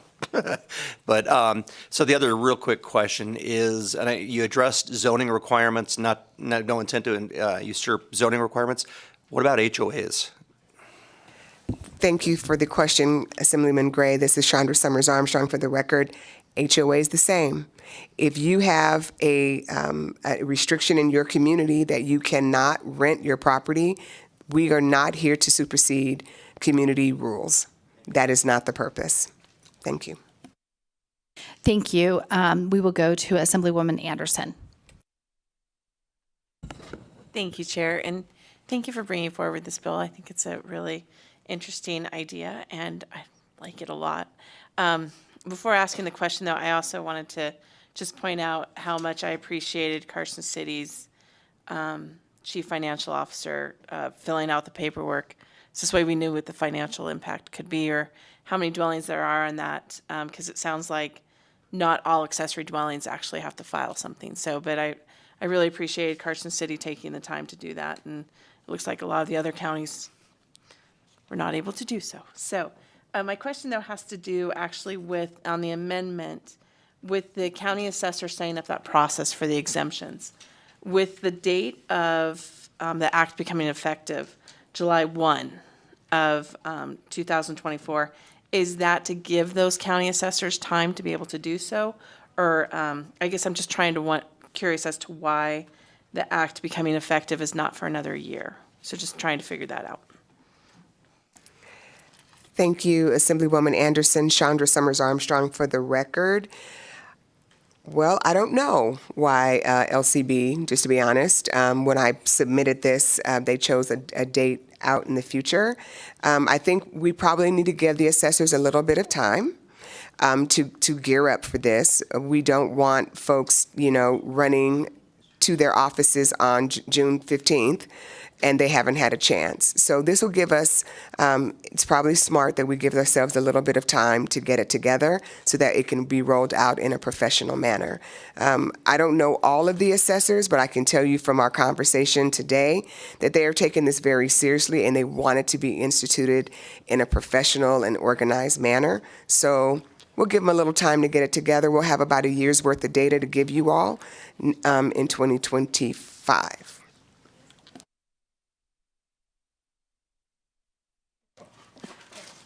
Sorry, follow-up question.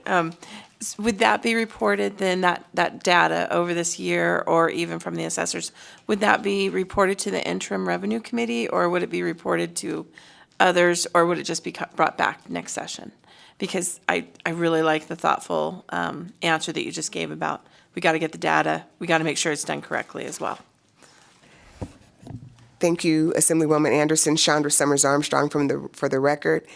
If this is successful, you all will not be able to shut me up. So I will be reporting to everybody and anybody who will listen to me, because I think this is really, really critical and important. And it's so kind of out the box. I mean, I think we should probably really tout it if it works. Like, we should be on national television bragging up to everybody about what we were able to do to help our communities. You are so welcome. Do we have any other questions? Assemblywoman Gallant. Thank you. Oh, I just lost my mic. Look at that. Just breaking everything today. Thank you so much for bringing this bill forward. For somebody who, I'm sure you guys have heard me speak on this before, that I'm a landlord and property manager, and I really encourage my landlords that I represent to work with Section 8 when it's appropriate. So I'm pretty familiar with the process. So a couple questions, if you don't mind. I promise I'll try to be quick. First of all, did you guys think about like extending this to all Section 8 units? Or is that too lofty? Thank you, Assemblywoman Gallant, for the question. Chandra Summers Armstrong for the record. Well, no. And the reason is because I think that this is most appropriate to be a pilot, number one. Number two, I want it to be an accessory unit rental that is the main residence is occupied by its primary residence. I think that's really important. And we don't want to be too expansive to the point where we are diminishing tax revenue for our communities at a rate that they can't recoup someplace else, right? Because even if this is a small benefit, there's still dollars that are going to be out of the overall pot.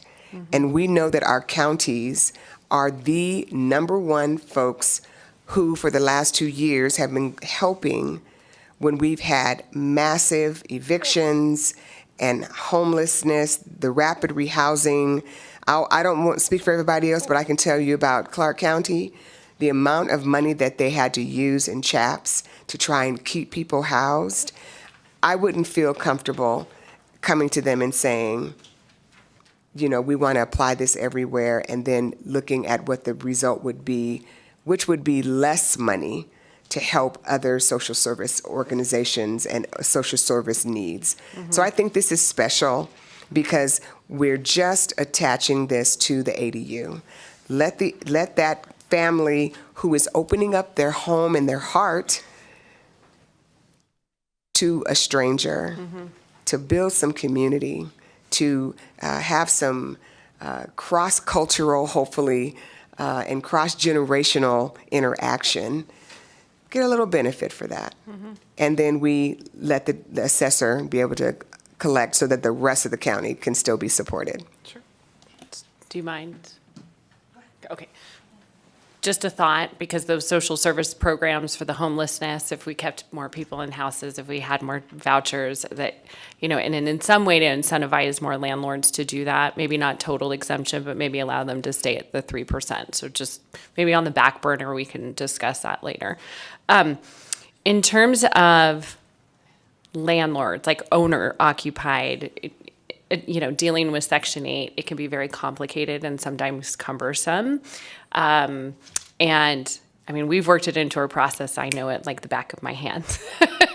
However, so I'm wondering how the Southern Nevada Regional Housing and Nevada Regional Housing is going to provide some support and counseling with those landlords so that they can be educated in the process.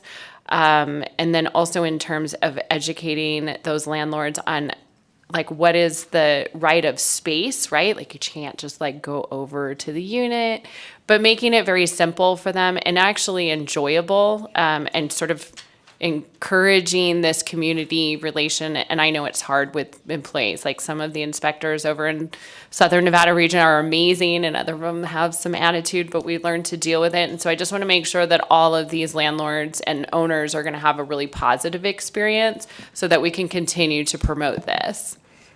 Thank you, Assemblywoman Gallant, for that question. I'm going to hand this over to Ms. Jones at the Southern Nevada Regional Housing Authority because I was told that they are really working on some engagement outreach. So, Ms. Jones, if you would, please. Oh, sure. So here at Southern Nevada Housing Authority, we're actually implementing, we have a landlord advisory board that we meet with quarterly, and we're also implementing a landlord partnership program. Through the partnership program will come a landlord liaison who will be that one point of contact for landlords. This person will engage landlords and provide informational sessions or landlord briefings, for lack of a better word, to educate the current landlords and any landlord that's willing to participate in the program. This particular program that we will is someone who's very knowledgeable about the industry, who understands our processes, who understands the importance of housing the families and keeping the families housed, and also we're incentivizing the program. We are, and this is a pilot as well. We have committed to providing $250,000 in as incentives to incentivize owners to participate, to pay for security deposits, for damage claims, vacancy loss, owner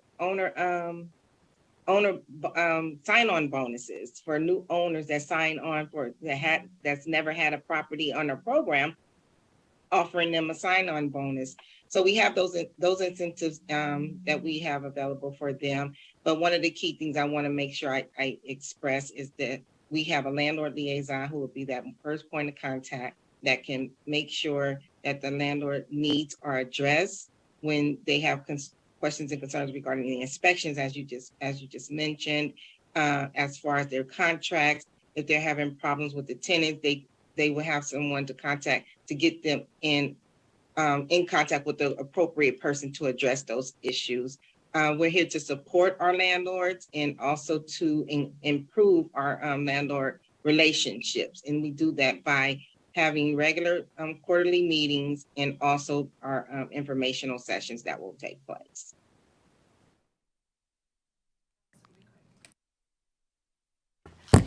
I also just wanted to make sure that within, Section 8 with there's different types of vouchers. So would HUD BASH also be included? And then there's one with the Department of Family Services as well. So we administer several. Okay, I think I have a feedback. Can you hear me okay? Ms. Jones, you're just fine. Go right ahead. Okay, so we administer multiple programs, and VASH is included. We have Mainstream, we have Project Based, we have NED, which is near elderly disabled. We have various boutique programs that are associated, and this landlord partnership will be extended to all landlords on our program. It's not just one particular group, it's the entire program. As I was saying earlier in my presentation, we have approximately 12,598 vouchers to issue, and that includes VASH and all the other programs as well. Next question will be Assemblyman O'Neill. Thank you, Chair. And I apologize it sounds like a very interesting proposal, and I came in late to it, so I apologize for that. And if the questions are redundant, just cut me off, say asked, answered. But if I may, I was thinking, and I'm thinking about somebody that may abuse this. So help me work through your proposal. I build a tiny home. It's not on a foundation. I wheel it in because I know of one right here on South Stewart. And it just sticks out, it's hideous, et cetera, but they're living in it with the wheels there, and they can move it out if someone makes a complaint on them. So that'd be one question. There any requirements on the type of building? Can it be an RV? Does it have to be on a foundation? That's one of, hopefully, I've got a couple other short ones if I may, Chair. If you could, please help me work through. Bill Brewer for the record. Thank you, Assemblyman, for the question. The home does need to be fixed, and in accordance with this proposal, it would have to be permitted in the local jurisdiction. So a home such as you're speaking of would not be eligible for this program. If RVs are permitted, though, in the backyard? No, sir. So basically, you're saying on a foundation? Thank you. Yes, sir. And if I may, Chair, thank you. Following along with that, my dearest daughter has a beautiful home. Unfortunately, it's not in Nevada, I will admit, which hurts me with my grandkids, but the house is an open concept. The living room, you cannot tell the difference between the living room and the kitchen. It goes right into her bedroom, and the kids' bedrooms are all off that same spot. I'm trying to figure that out. Would that qualify something like that under this definition, this open housing concept, which is so popular in today's world? Thank you, Assemblyman O'Neill. Chandra Summers Armstrong for the record. Afraid not. We want this to be a separate structure. Remember that folks who are in the Housing Choice Voucher Program need a home, and they need a separate space to live their lives. And I just don't believe that that is the appropriate thing to do. If that's the type of house that I built on my back 20. It would have to be a separate structure. Right. And it would have to meet the land use rules for an accessory dwelling in the jurisdiction in which it was built. Right, but I'm trying to clarify, it says a separate kitchen, bathroom, and sleeping 20, I'm not sure, sleeping, I assume that's 22 square feet or 22 something area. Okay, I understand. I apologize, sir. It's me. Okay, no, I think I misunderstood. So how the space is designed, if it is an open concept, we're not here to try and regulate the architectural beauty or innovation of the structure. It just needs to be able to work for privacy and eating. It just needs to have some definition to those spaces so that it can flow, so that whoever is living there has a place to sleep that is defined, a kitchen that is defined, a bathroom that is defined. That's what I wanted to clarify on it. Thank you very much. Thank you, Chair, for the time. Thank you so much. And with that, I just have a couple little points I want to make because I wanted to make sure what I had gone down a slippery slope earlier is clear for the record. I'm looking at NRS 361.082, subsection 3.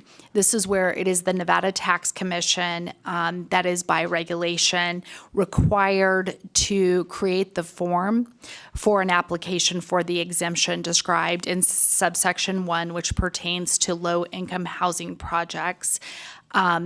And so basically, then it is after the original application is filed that the county assessor of the county in which the housing project is located will obviously mail the form out to the owner for the exemption. So I just want to make sure that was clear. That was where it was a little confusion because obviously it's not going to be the county assessors. It's really going to be the Department of Tax who's responsible for creating this new form.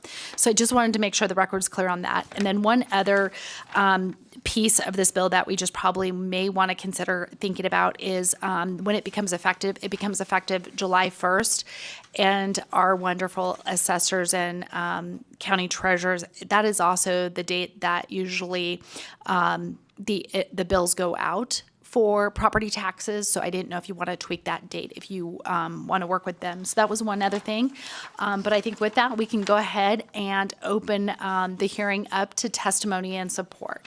So if we have anyone here in Carson City wishing to give testimony in support of 416, please feel free to come down to the dais and start when you're ready.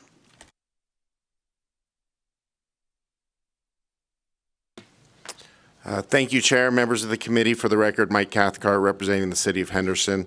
I want to thank the Assemblywoman for reaching out to us to discuss this legislation, and we are supportive of the approach she has taken to assist individuals and families to find affordable housing. This approach is consistent with the city's objectives for affordable housing, and we're in full support of AB 416. Good evening, Madam Chair, members of the committee. For the record, my name is Christine Hess, and I am the Executive Director of the Nevada Housing Coalition. I can't tell you how exciting it is for me to be here, and I just really want to thank Assemblywoman Summers Armstrong. What you have before you, while she described it as something she read, I will tell you that I have been alongside Assemblywoman Summers Armstrong for the past 2 years as she has dug in deep with affordable housing and learned it. She has come to so many education events on her own time, retired but working for the people of Nevada, and I really, really appreciate this innovative solution and that has spurred more exciting comments. In Clark County, I participated in Operation Home, in which we housed 2,300 individuals, actually by the end of 2022, not me personally, but they did implement incentives, a risk mitigation fund, and also signing bonuses, and it worked, right? We have landlords at the table listening. They also have a landlord engagement specialist. Very excited to hear about what's happening at the Southern Nevada Regional Housing Authority. I'd also like to say, while Assemblywoman Summers Armstrong spoke about 150 to 200 units and said that would be amazing, that would be amazing. In Nevada, as you know, our subsidized housing is very limited. In a good year, we are building new, maybe 800 to 1,000 units, right? Right now, we have the Home Means Nevada and some other federal funds that have injected and really increased our pipeline. But normally, adding new units, imagine 10% just because of this initiative. So I really am here in strong support, and thank you all for your time, and thank you, Assemblywoman Summers Armstrong. Chair, members of the committee, Jonathan Norman with the Nevada Coalition of Legal Service Providers. You shouldn't be surprised if it's a bill that is looking at building more affordable housing, having more units for people. I'm going to be here testifying in support. I appreciate the Assemblywoman for bringing forth a creative solution that allows us to maximize our stock for low-income Nevadans. So I can't tell you how thrilled I am, so thank you. Thank you so much. With that, we will go to the phone lines. BPS, do we have anyone on the phone line wishing to give testimony in support of Assembly Bill 416?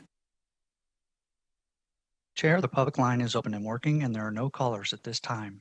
Thank you so much. With that, we'll come back to Carson City. Is there anyone here in Carson City wishing to give testimony in opposition to Assembly Bill 416? With that, BPS, I don't believe anyone's on the phone line, but can we just double check to see if we have any testimony being given in the opposition to Assembly Bill 416? Chair, there are no callers this time. Thank you so much. With that, we'll come down to Carson City for neutral testimony to Assembly Bill 416. Doesn't look like we have anyone down here. BPS, do we have anyone on the phone line to give testimony in the neutral to AB 416? Chair, the public line is open and working, and there are no callers at this time. Thank you so much. Assemblywoman Summers Armstrong, do you want to come up and give some closing remarks?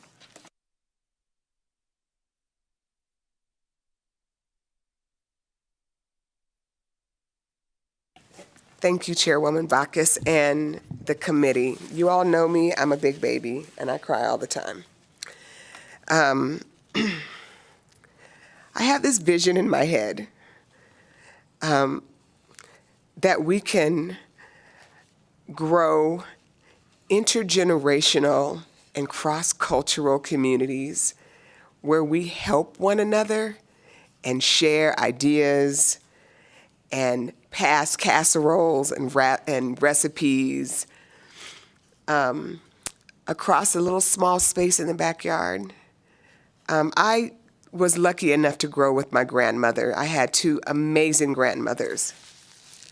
Octavia Naomi Atofree, who was from Arkansas, my mom's mom, and Willie Ella Seals, who's my dad's mom's from Mississippi. And the things that you learn from senior citizens just being in their space, the throwing out the seeds, the looking at an almanac, sewing doll clothes, the activity of pulling weeds in a backyard and how it spurs conversation and proximity and caring, just something that simple. That's what I imagine here for my community, for other communities within this state. I am tired of our crisis of homelessness and inaccessible housing. And if I can do one little teeny bitty thing, I will be happy to get something done. And this is my little contribution. And I hope that you all see how important it is and how good it can be. And with these partners at my back and that care about our community, I really think that this could be something good. And I'm hopeful that this pilot will prove that and that more people will see the benefit, want to participate, and we start to see neighborhoods that are vibrant with seniors and children in the same place, sharing all of this knowledge and joy. And that's what I hope for. And this is what I am trying to do my best to help facilitate. I thank you for listening. Thank you so much to my presenters, to Ms. Hess for providing us with some data. And I just thank you all for listening. Oh, one more thing. Marshana Sanford, who is the attaché, the great, who helped put this together today and has been really supporting me. I'm grateful. So thank you all for your attention. Thank you so much, Assemblywoman. With that, we'll close the hearing on Assembly Bill 416, and we will open the hearing on Assembly Bill 429. So Assemblyman Gurr and your guest presenters, please make your way to the front, and then please feel free to start when you are ready.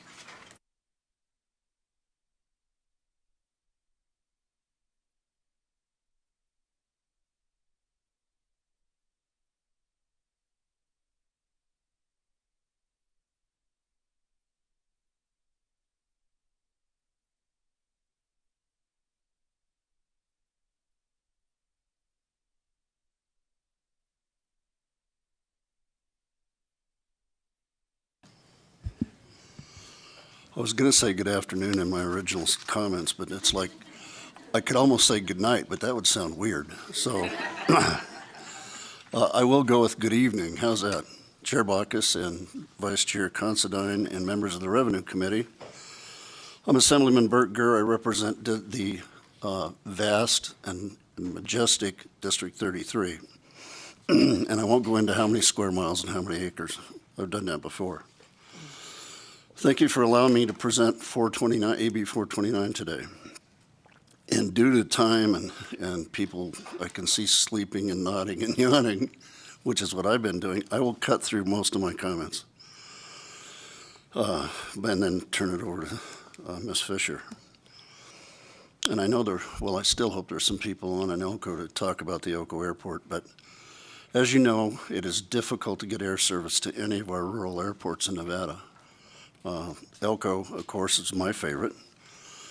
And when this bill is passed, it will include other areas like Ely, Carson City, North Las Vegas, and a whole bunch of other small airports that I'm finding about as we present this, and I don't have their names on here, but Elko was probably the first rural, as I recall, the first rural community to have air service in Nevada. It started on being on United Airlines mail service and grew from there. I'll skip the history of me flying in and out of there, but it's been 40, 50 years of flying in and there, so you can imagine the different kinds of services, different kind of airplanes that we've got. And today, we'll talk about today because that's what's important. We're down to one flight a day out of Elko. It goes east, it comes in from the east and turns around and goes back to the east. The city of Elko, and I hope they're still on the phones, spends $1 million a year to have that one flight. It's a 50-place plane that comes in and out of there. So we really economically could use what we've got here proposed. AB 429 is part of a revision of AB 42, which was passed by this body in a bipartisan effort by Assembly members Cohen, who happens to be here tonight, Speaker Frierson, and former Assemblyman John Ellison. Senator Gogachia signed the bill and then it went into the Senate in 2019 and was passed and signed into law. AB 42 created the Nevada Air Service Development Commission and the Nevada Air Development Fund. AB 429 cleans up some of the language in AB 242 and requests the funding to operate the commission. Revision and appropriately funding the Nevada Air Service Development Fund was one of the Nevada League of Cities' primary goals for this session. This bill will provide provides an appropriation to the Fund for Aviation. And now with my limited remarks, I could go on for hours if you want. I have a lot of history in Elko, obviously, as some of you know. But I'm going to turn it over to Susan Fisher now so she can explain and walk you through the bill. Thank you, Madam Chair. For the record, Susan Fisher with McDonald Carano speaking today on behalf of Nevada Aviation Association. I'm thrilled to be here with Mr. Gurr to work on this bill with him, and I will very quickly walk you through the provisions of the bill. Section 1 relocates the Air Service Development Commission from the Department of Tourism into the Department of the Governor's Office on Economic Development, because this truly is an economic development bill. The second provision of the bill, also in Section 1, defines certain members from specific sectors that are appointed by the governor. When it was originally set up, the Air Service Development Commission it didn't really identify, it had a few things but it didn't specify each seat that serves on the board. I will say there will be a friendly amendment coming from NACO. We're very happy with that amendment that adds a representative from NACO to this commission as well. In Section 2 of the bill, before the money that was in the commission, the Air Service Development Fund could revert back to the state, to the general fund at the end of the fiscal year, and we want it to be carried forward. And so that's what this provision does. That way we don't have to keep coming back and asking for monies all the time. Section 3 of the bill adds in that the commission may, rather than just being able to give the money directly to an air carrier to help subsidize that carrier to get them in, it can give it to a governmental entity that has already has an agreement with a carrier. For instance, for the city of Elko, as they're subsidizing the one flight that's going in and out of there to the tune of $1.2 million a year, this way we can reimburse Elko for that. And then on the last page of the bill, Section 4, we ask for an appropriation of $10 million for this Nevada Air Service Development Fund. Part of that is to actually set up the office and hire an executive director for that. That was never done before. It wasn't sufficiently funded, and that way. And then also there will be the expenses of holding the board meetings, the commission meetings once we get that set up, and then making the grants as needed. And then Section 5 of the bill is a $2 million appropriation to go for the Fund for Aviation, which is operated under Nevada, Department of Transportation. Has already been set up. It was set up in 2019. This provides match dollars that are available to Nevada from the FAA, and it is only for it's for any airport that is not part of the Reno-Tahoe Airport Authority's jurisdiction and not part of Clark County Department of Aviation, because they already have other funding sources from the federal government and from FAA as well. But these are dollars that are dedicated by the Federal Aviation Association to smaller airports, more rural airports. The problem is these small airports don't have any money to come up with the match funds. And the beauty of this is this $2 million that we're requesting will get us up to $32 million in match funds from the federal government. because they match it's over 94 cents on the dollar. So we only have to come up with 6 cents on the dollar. But when you're replacing a runway, expanding a runway, that's going to cost $3 million, $5 million, $10 million, these smaller airports just can't come up with it. And part of the reason for this, needing to keep these smaller airports going from a business standpoint, economic development. Mr. Gurr mentioned the city of Elko and getting people in and out of there, but for firefighting in the rural areas, when we've got tankers that need to land, they have to have so many feet, especially when it's hot in the summertime, we need longer runways. And so we need to be able to have places for these planes to set down. We also need to have sufficient runways without potholes in them so that air ambulances can land in rural areas, so that doctors can fly out to rural areas, and nurses and CRNAs and CAAs, so that they can work in rural clinics. So it's very critical to be able for the rural health care to be able to have safe airports and runways and heliports as well. The funding can be used for heliports. I would like to add also, we were going to have Ken Moen, who is the Executive Director of Nevada Aviation Association, on the phone, but unfortunately he had a business meeting he had to get to tonight. But we do have the Elko City Manager and also the Elko Airport Manager here with us to talk about the need. And before I forget, Nevada Mining Association asked me to please put on the record that they are also in support of the bill. Be happy to answer any questions. Before we go there, Madam Chair, could we get the Elko City Manager and the Elko Airport Manager if they want to add to this? Oh, absolutely. We weren't sure if they were still on the line or not. Thank you. And you did make me nervous when you kept talking about being on the line, because I was like, no one's on the phone line, but they are present via Zoom. So, yeah. That just shows you how old I am. So feel free to go ahead and add if you would like to the presentation. Thank you. Good evening, Madam Chair and the committee members. My name is Jim Foster. I'm the manager of the Elko Regional Airport. Along with me is Jan Baum. She is the city manager for the city of Elko. First of all, I'd like to thank Assemblyman Gurr for presenting this bill. This has been one of those things. He had mentioned a few things in his speech of where we've been trying to go with this for a long time. I've been personally involved with supporting this initiative for many years. I testified in 2019 with the passing of AB 242 to get this thing started and moving forward. Assemblywoman Cohen was one of the primary sponsors of that bill, which created the Nevada Air Service Development Commission and the Nevada Air Service Development Fund. All industries are impacted by limited air service in Nevada, including tourism, gaming, mining, education, manufacturing, and medical health care, especially in rural areas. A viable commercial air service development program will create opportunities for growth, diversification, and improved access to the major economic hubs within our state, which in turn supports all of our industries.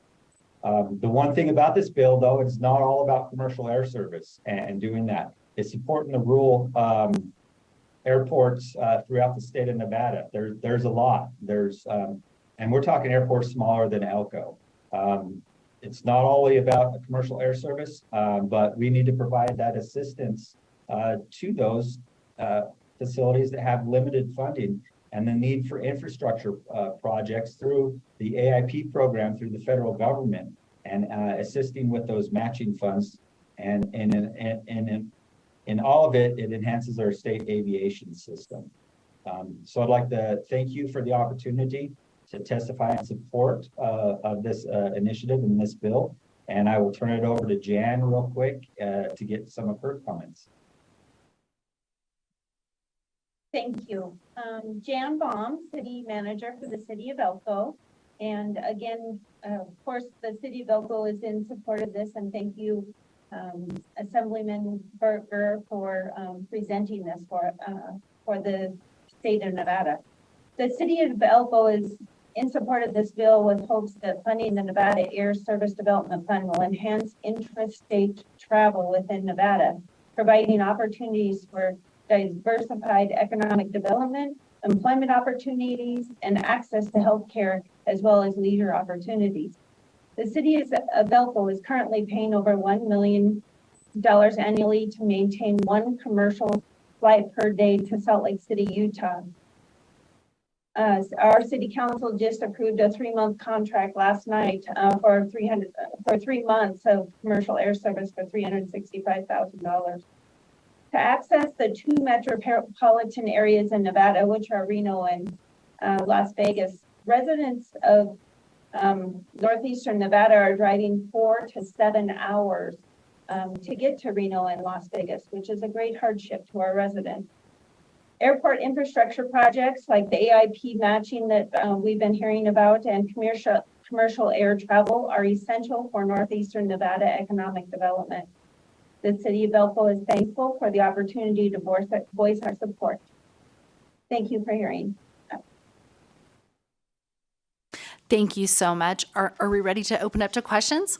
Yes, we are. Okay, with that, we'll start with Assemblywoman Cohen. Thank you, Chair, and thank you for the presentation. I was really excited when I sat down to read the bill, and I was like, wait a minute, it's the Elko Airport bill. I am really excited to see this. And when you talk about the flight to sorry, it's been a long day, to Utah, that just drove me crazy. It drove me, especially, with an interest in outdoor recreation, and I think the number before COVID at least was around 8,000 tourists from China alone go to Elko every year. Like, there was just this huge number, and I thought it just drove me batty that they were flying to Utah instead of flying directly from Las Vegas to Elko and making sure that different locations in our state were benefiting from having those tourists.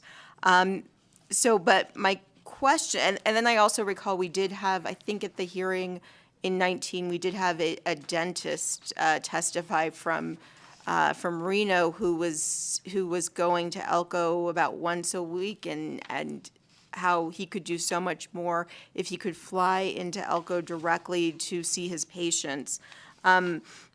So my question, getting there, is in section 1 with the members of the commission. Why is one listed for the Resort Association?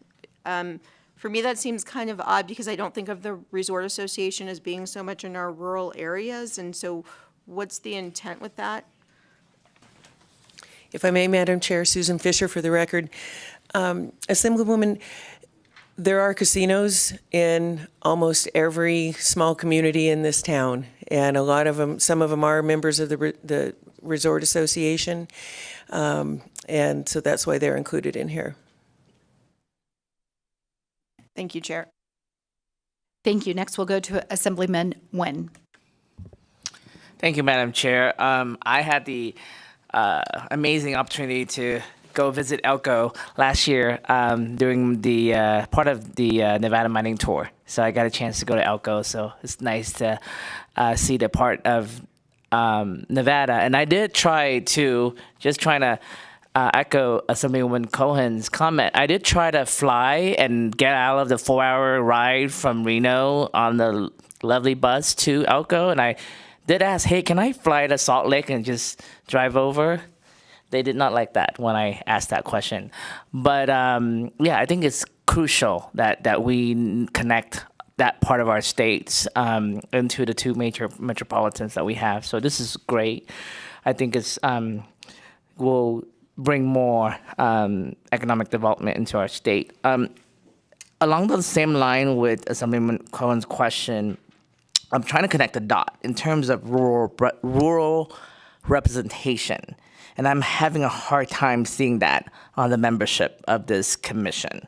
So you have the ED, you have a member appointed with the representing the NAA, representing 700,000 or more, representing Reno Tower Authority, representing the NRA, and representing the League of Cities, but no member at all representing any types of rural representation. So just want to see if you can give me some of your thoughts on that. Bert Gurr for the record. Thank you for the question. If we use the Nevada League of Cities, it could be one of the people, and the Nevada League of Cities covers a lot of towns and cities in this state. That could be one. And also from NACO, again, the counties. We have a lot of rural counties in that part of the state, but I think that's where the members would come from there. At least that's my direction. Thank you. I just wanted to make sure that we always put that as a priority. So that's just a friendly suggestion. It doesn't have to take my suggestion, but I would just say that if we are focusing, right, our strategy, then we just need to be intentional in terms of identify a member that one of these member has to be by statute representing a rural county specifically rather than through an association. Bert Gurr for the record again. Yes, we can do that, and we don't know each other very well, but I'm very protective of rural Nevada, so we will make sure that somebody's on it, and we can amend it to that point. Thank you again. Thank you, Assemblyman. Thank you, Chair. Thank you so much. Next, we will go to Assemblywoman Considine. Thank you, Madam Chair, and thank you for bringing this bill. I just had a couple of questions. So we have the Nevada Air Service Development Commission, which is going into the Office of Economic Development. The Nevada Air Service Development Fund, which is under the State Treasury, and then the Nevada Air Service Development, and then the Fund for Aviation, which is in the Department of Transportation. So this seems very all over, so I wanted to know how they work together. And then I guess I can ask my other question after that, if the chair allows. Susan Fisher for the record. They will work together. The reason why the Air Service Fund is under NDOT is because when they're going out and inspecting roads, they know what roads are supposed to look like and they know what runways are supposed to look like. And there's lighting and there are traffic issues and all of that involved with it. So that's why it is. And in every other state where they have an Air Service Fund, it's always in the Department of Transportation. And, we certainly... We know that they will be working together because if they don't, that's just going to be a bit of a problem. But they're separate functions, though, also. The commission and the aviation fund are really very separate commissions or separate purposes. But I know that they certainly will be having reports back and forth. Thank you. I just wanted to make sure there's existing communication between all three and they would all meet together. My other question, and this is more of a clarifying question, is it's the $10 million for the Nevada Air Service Development Fund, but when it was discussed, it was to hire some staff and to do some things that don't add up to $10 million. So I'm wondering what the rest of that is. Is that to fund something that's already existing or something in the past, or where is that going? I believe the intent is whatever's left over, which should be most of the 10 million after we get a commission set up and everything else, is going to go to aiding air service and using it to help with the $1 million that Elko's paying right now. So they give grants, not to just drag airlines in, but to help existing service continue. That's what I believe that intent is. If I may, Madam Chair, that's exactly correct. And I think that you'll hear from someone from Reno Tahoe Airport Authority in support as well, who can probably go into this better than I can. But I know that when in any airport, whether it's McCarran or Harry Reid Airport or Reno Tahoe Airport, when they're trying to get a new airline to have new flights in and out of their community, they do offer some sort of subsidies a lot of the time to those airlines. They'll cut the landing fees or the passenger fees. So that's what this fund is for. That's the primary purpose. Thank you. And then just one more question. So how does that work? I understand the $1 million for each biennium will help to get matching funds from the FAA, but then how does that money work with the residual of the 10 million to subsidize or whatever it is needed to do? Madam Chair, Susan Fisher for the record, those two are completely separate funds. The $10 million is for air service development to get more flights. The aviation fund is for airport infrastructure improvements, lights, avionics, radar, the flags, whatever, runways. Primarily, it's building runways. If they can use them for hangar space, that's terrific as well. Or if they can help subsidize a fuel vendor to come in, and for some of the smaller airports where they could have more air traffic if they had fuel available there as well. So when you have a mile of road, you can go a mile. If you have a mile of runway, you can go around the world. Thank you. That just made it so much more understandable and even visual for me. Thank you. Thank you so much. Next, we'll go to Assemblywoman Anderson. Thank you, and thank you for bringing forward this language. I know that Ms. Fisher and I have talked about this for a few months now. I have two questions. The first has to do on page 3 with the decision under section 2.1 of the balance in the fund must be carried forward for the next fiscal year. Since this is a new fund, I'm confused as to, I feel like that's a little bit of a departure from starting a new fund as opposed to reverting back to the state general fund. Why the decision was to keep it carried forward, or not even going back to IFC or even the legislature to see if, how the money is being utilized. So just wondering why the decision was made to have it carried forward to the next fiscal year. It's on line 8 of the bill. If I may, Madam Chair, Susan Fisher for the record. There can certainly be a report, an annual report to go to IFC.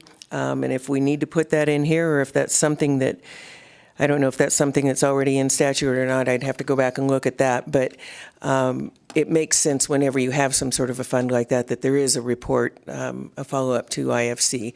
And if we need to put language in for that, certainly happy to do so. I would appreciate that. I think that'd be a very important thing to make sure that IFC is part of it, and also this body. And then the other question is again from section, it is again another report, so it might be the same idea. It's under section 4.2, page 4. It has to do with the conducting of the study. Is that study for the committee to look at, or is the study more for the legislative body to look at, or is it just for, we just feel like doing a study? If I may, Madam Chair, Susan Fisher for the record, all of the above. It's to look to see what are the real needs here in Nevada. There has been a study done in the past that showed a lot of the needs. It's a number of years ago, and that needs to be updated. That is to report back to the legislature, but it's also to help steer that commission. Thank you so much, and I promise this is my last one. I understand the intent of having the money from Section 2 go back to continue on. I think since it's a new fund, it would be better for it to revert back to the general fund until we for sure know what's happening with it. But that's just my first inclination, and I'm sure when the Money Committee might look at it a little bit more, and maybe that's the time to have that discussion a little bit more. So thank you so much, Chair. Thank you. And I think that is the end of our questions. And so we will move forward with opening up to testimony and support. And I do want to just notice, in case there's people here that submitted written letters, we have all the letters on our desks and have been able to look at them. So if you're an author of a letter, I would just have you say your name and support and that you provided a letter, because we do have them and we are looking at them, and that will be greatly appreciated. Feel free to start when you are ready. Good evening, Chair and members of the committee. My name is Stephen Wood, for the record, representing both Carson City and the Nevada League of Cities. And for the sake of time, I will just say that we enthusiastically support the bill and thank the sponsor and the co-sponsors for their work on this. Thank you. Thank you, Chair and members of the committee. For the record, my name is Jennifer Berthume, Government Affairs Manager at the Nevada Association of Counties, or NACO. On behalf of NACO, whose members represent all 17 of Nevada's counties, we support Assembly Bill 429 and the friendly amendment, which we discussed with the sponsor, to add NACO to the list of entities appointed by the governor to serve on the Nevada Air Service Development Commission. We would like to thank the sponsors of this bill, as air service is critical in the modern day world and a vital element of economic development in our communities. For these reasons, NACO supports AB 429. Good evening, Chair Backus and committee. My name is Lindsay Anderson. I'm representing the Reno Tahoe Airport Authority, and we are here in support. I will just offer 2 bits of information about why I think this bill is so important right now. The first is there has never been more federal money available for infrastructure in Nevada because of the bipartisan infrastructure law. And Nevada is notorious for leaving money on the table at the federal level. And Ms. Fisher is right. The FAA requires a 6% match to get access to some of these dollars. And it is crazy that we are leaving that money on the table for our airports in Nevada. The second reason it's important right now, and it's been stated, this is an economic development opportunity for all the reasons you heard, but I will just say I've only been with the airport for a short time. I am more convinced now than ever that the TV show of the Jetsons is going to happen in our lifetime, if not my lifetime, my kids' lifetime. Air taxis and small air transport between areas is here and coming. It's being regulated at the federal level. And if our airports are not ready to manage that kind of economic development opportunity, we're going to miss out to other states around us, like Utah and Arizona, that have been very aggressive in building that infrastructure. And so I think this is very timely and important and in full support. Thank you. Good evening, Chair Backus and members of the committee. My name is Nick Schneider, representing the Vegas Chamber, and we are in support of AB 429 as it promotes rural tourism as well as provides better access to our rural communities to and from. Thank you so much. Good evening, Chair Backus and members of the committee. Kanani Espinoza, representing American Council of Engineering Companies Nevada chapter. The ACEC Nevada is your local engineers, and we support AB 429. Thank you. Good evening, Madam Chair. For the record, my name is Steve Walker. I'm representing Lyon County. For all the reasons given, Lyon County is in full support of this bill. Thanks. Good evening, Madam Chairman, members of the committee. My name is Stacy Woodbury with Southwest Gas Corporation, and we've watched Elko struggle with air service over the years, and we're expanding into that area, and air service is incredibly important for them, and for this reason, we support the bill. Thank you. Thank you so much. With that, we will go to the phone lines. BPS, do we have anyone on the phone lines wishing to give support testimony to Assembly Bill 429? Callers, if you'd like to testify in support of Assembly Bill 429, please press star 9 now to take your place in the queue.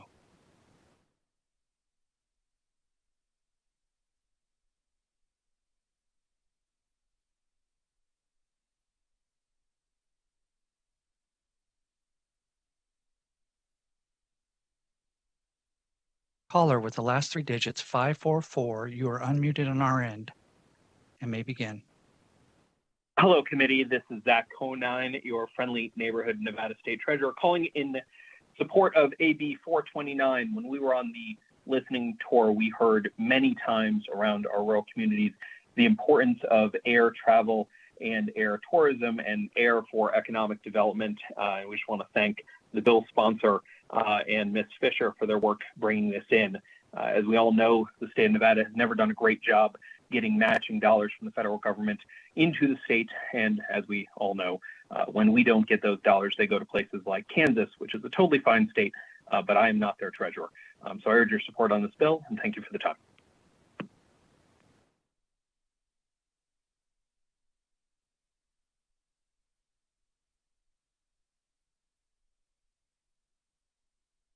Good evening, Chair Backus and members of the Assembly Committee on Revenue. Thank you for this opportunity to testify on the merits of AB 429. For the record, my name is James Humm, H-U-M-M, and I serve as the Director of Public Policy and Government Affairs for the Governor's Office of Economic Development. In an effort to conserve time, I will keep this very brief.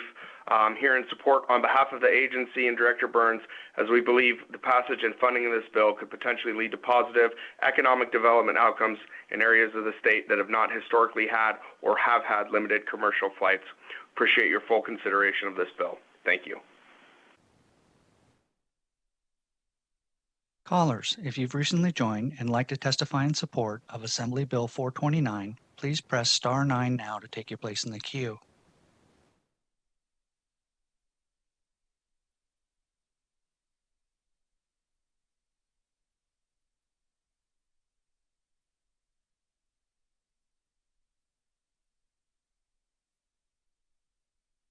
Thank you, Madam Chair. My name is Sean Meehan, and I've spent my whole life in aviation, and most recently was the chairman of the Douglas County Airport Advisory Committee, and I was excited to just happen upon this bill, and I strongly support it. It's amazing that we're sending this over from being a cost to economic development. And as a fiscal conservative, I wanted to point out to the committee that the airport improvement funds that are available from the FAA originate with aviation services around the country. So they're not just general tax dollars. And there was many good testimonies said about economic stimulus, being able to provide aviation-based healthcare and things like that. And I'd also like to say that better maintained facilities create better aviation safety. So I'm excited to see how Elko and the rest of the state can benefit. Strong yes on this bill. Thank you, Madam Chair.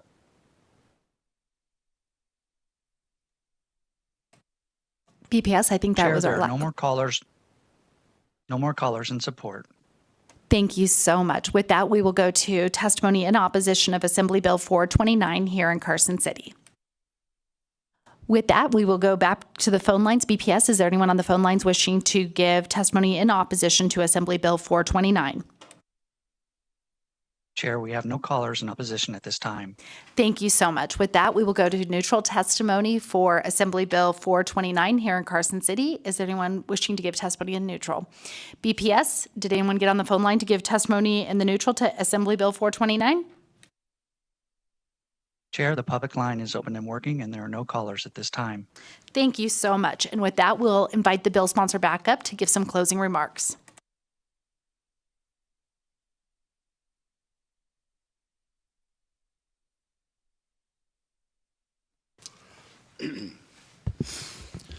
For the record, Burger.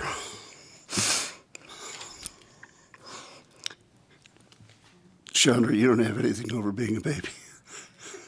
Nothing. I am so excited.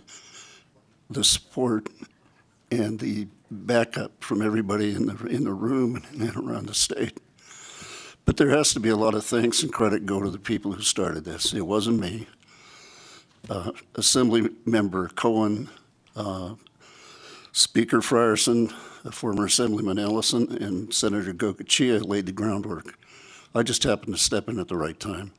And I want to thank Ms. Fisher and the people from Elko and everybody that supported it. And when it passes, or it passes out of your committee, anybody who wants to sign on will amend it to put the names on it. Thank you. Thank you so much, Assemblyman Gurr. I'm not sure how much time we're going to have for that, but we will definitely, you'll get see the agenda. This will be on our work session tomorrow. But with that, I also want to say I had the pleasure of being here in 2019, sitting in revenue, and I always really liked this bill and was hoping we would have flights from Las Vegas to Elko to Reno one day. So hopefully I'll see that in my lifetime. But with that, we're going to close the hearing on Assembly Bill 429, and we are going to open the hearing on Assembly Bill 449. And so, Assemblywoman Gallant, whenever you get down there, feel free to start your presentation.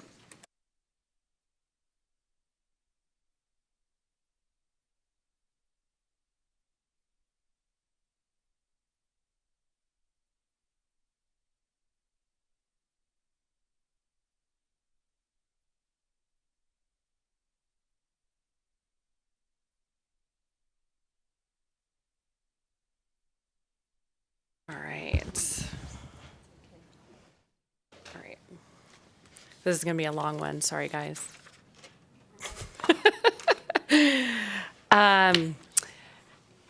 Chair Bacchus, Revenue Committee members, thank you so much for hearing this bill tonight. I'm Danielle Gallant, Assemblywoman for District 23. And I have Justin Taylor, Washoe Treasurer, and Jana Seddon. Did I say that right? Okay, awesome. With Story Assessors. And we've been working closely together to kind of get some of these nuts and bolts.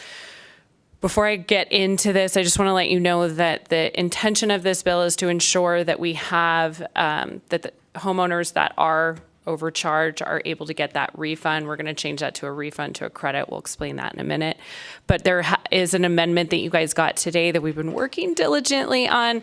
And essentially, it's like the nuts and bolts to make sure that the treasurer and the assessors can do their job easily and with the least amount of burden. So with that, I'll get started. I know many of us over 6-8 months ago, we heard that media frenzy with all of these owner-occupied residents being popped up to this 8%. Turns out a lot of homeowners found out that they've been, charged that higher percentage for quite some time. They just weren't quite educated in this bifurcated or trifurcated process. I've been educated. And, it became apparent to me during this process that we needed to ensure that our constituents would be able to at least get a refund if this happens in the future. I know a lot of I'll say I was accosted at my neighborhood gym when this all happened because, of course, my face is plastered all up and down the roads. And so a lot of gym members were coming up to me and saying, you have to fix this. I only got a partial payment, or sometimes they were just denied completely, or it was unclear about whether they would be able to get a refund. And so I think this just will allow it to make it very clear that going back at 1 year that they will be able to qualify for that refund if so deemed appropriate. So part of this process is it's flawed in some way, and I do understand it has to be opted in because we can't expect landlords to say, yes, please charge me more. So we need to have the residents who are owner occupied to opt into the lower tax rate. But most people, and especially the elderly community, like the 65 and over, and I don't know, my husband's 50, but not great with a computer, so he could probably qualify for that. And sorry, hon, I know you're listening. So, you get this tiny postcard in Clark County, and every county does it a little bit differently. But in Clark County, you get this tiny postcard. You have to know that it's important to fill out, and then you have to fill it out appropriately. Then you have to hope that the Postal Service actually delivers it, and that it gets to the right department at the assessors, and that everything gets entered in properly. And listen, we're all human. We make mistakes. When we're talking about a volume like Clark County, you're gonna just have those mistakes. So I'm not knocking the hardworking people that do this. We just we have to be able to protect for those mistakes. So, I think we can all say that every year, well, I know for me, I can attest I get 3 cards every year for our rental properties.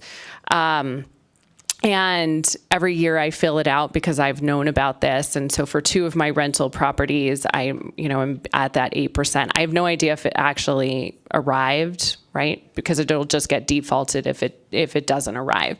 However, for my mother's property, I own that. I pay the mortgage. I don't charge her rent, and I put that on the card. Family member and 0 rent. I'm still being charged that 8%, which I know we're going to work out, but I wonder how many other homeowners are in this same position. So again, just kind of going into the process is just not perfect yet.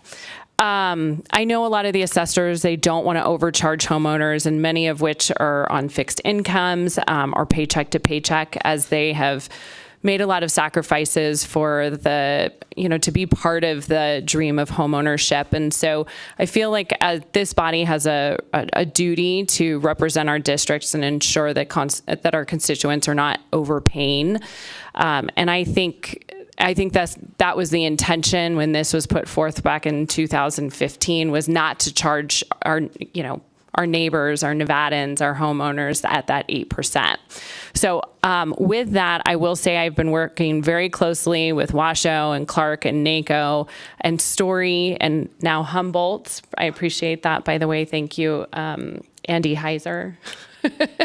And I've brought them here to answer any questions if you have about the amendments and the nuts and bolts. And I'm going to pass it over to Justin or Mr. Taylor. I'm so bad with formalities, and Ms. Seddon. So if you guys have any questions about the process and how this will all work out. Thanks. Mr. Taylor, Ms. Seddon, do you guys kind of want to add on to that? Yeah. Madam Chair, committee members, Justin Taylor for the record. This is a moving target right now. We are still working on language for implementation. Aside from that, questions I can field regarding anything else, I have nothing specific.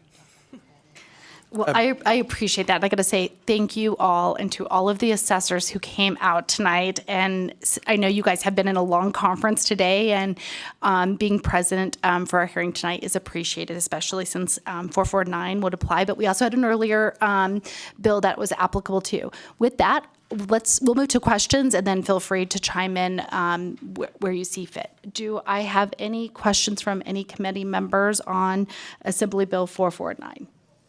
We'll start with Assemblywoman Summers Armstrong.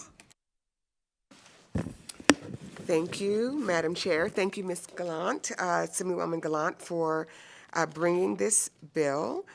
I know that we had some issues, and so if you have any data in your communities, we have Story County, and sir, you are from? Washoe County. Washoe.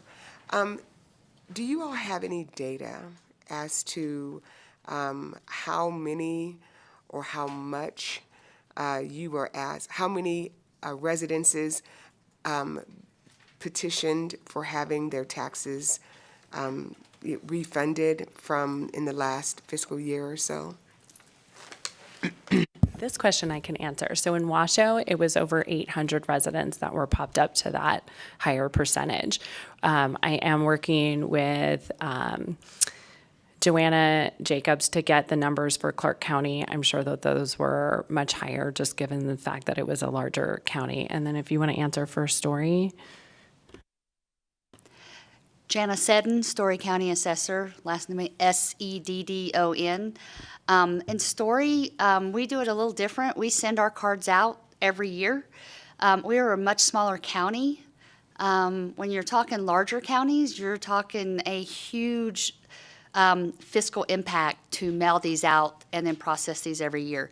So Story County, we don't really have a lot of data on going from the high to the low. The other thing is, in a smaller county, a lot smaller residents, you tend to have a little bit more hands-on and looking and going, why didn't they turn this cap form in? In the larger counties, you can't. There's just absolutely no way that you can go through every single parcel that did not return a tax cap. I mean, that would be a year-long process. So for Story, it's really not big at all, to be honest. But like I said, I'm just speaking for me, but I did want to get in for the bigger counties. It's really almost impossible to navigate that and micromanage that. And apologies, I didn't state my name for the record, Danielle Gallant. Oh, thank you. We're well trained, those of us who are in judiciary.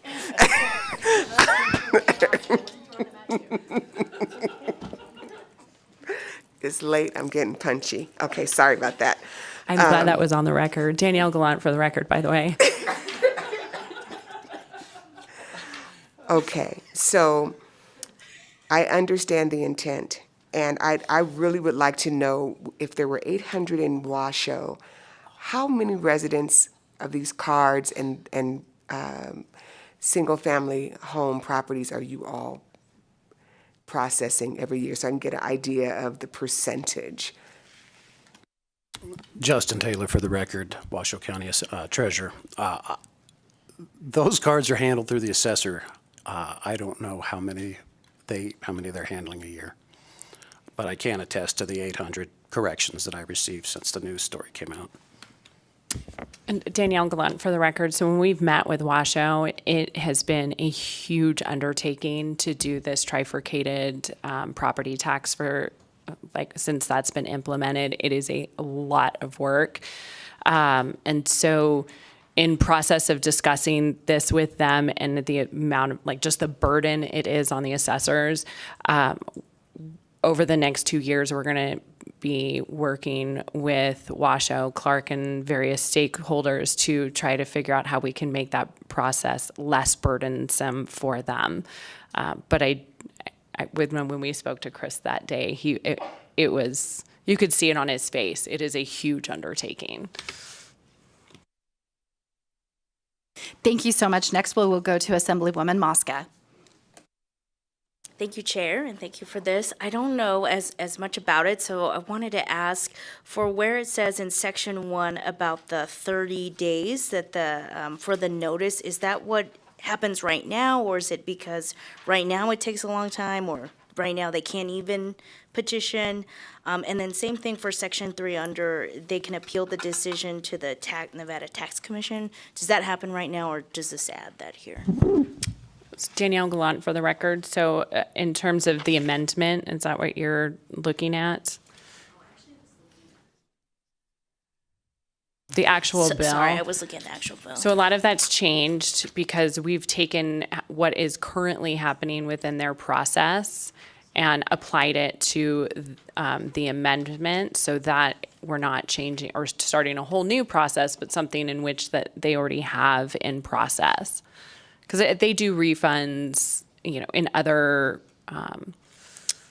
instances. So we would just be applying it in terms of this property tax, like the bifurcated being put up, trifurcated, sorry, in terms of the rental properties. And I don't know if you would like to add to that. Nope.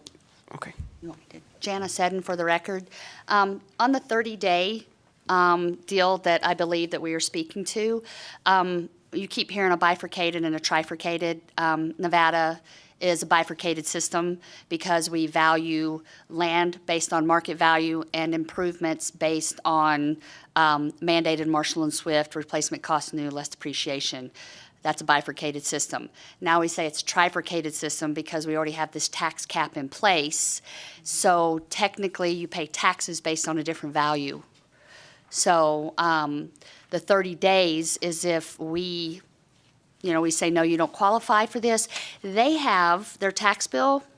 Lien date is for the current tax bill is July 1, 2022. 2023, 2022. What year are we in? It is late. I apologize.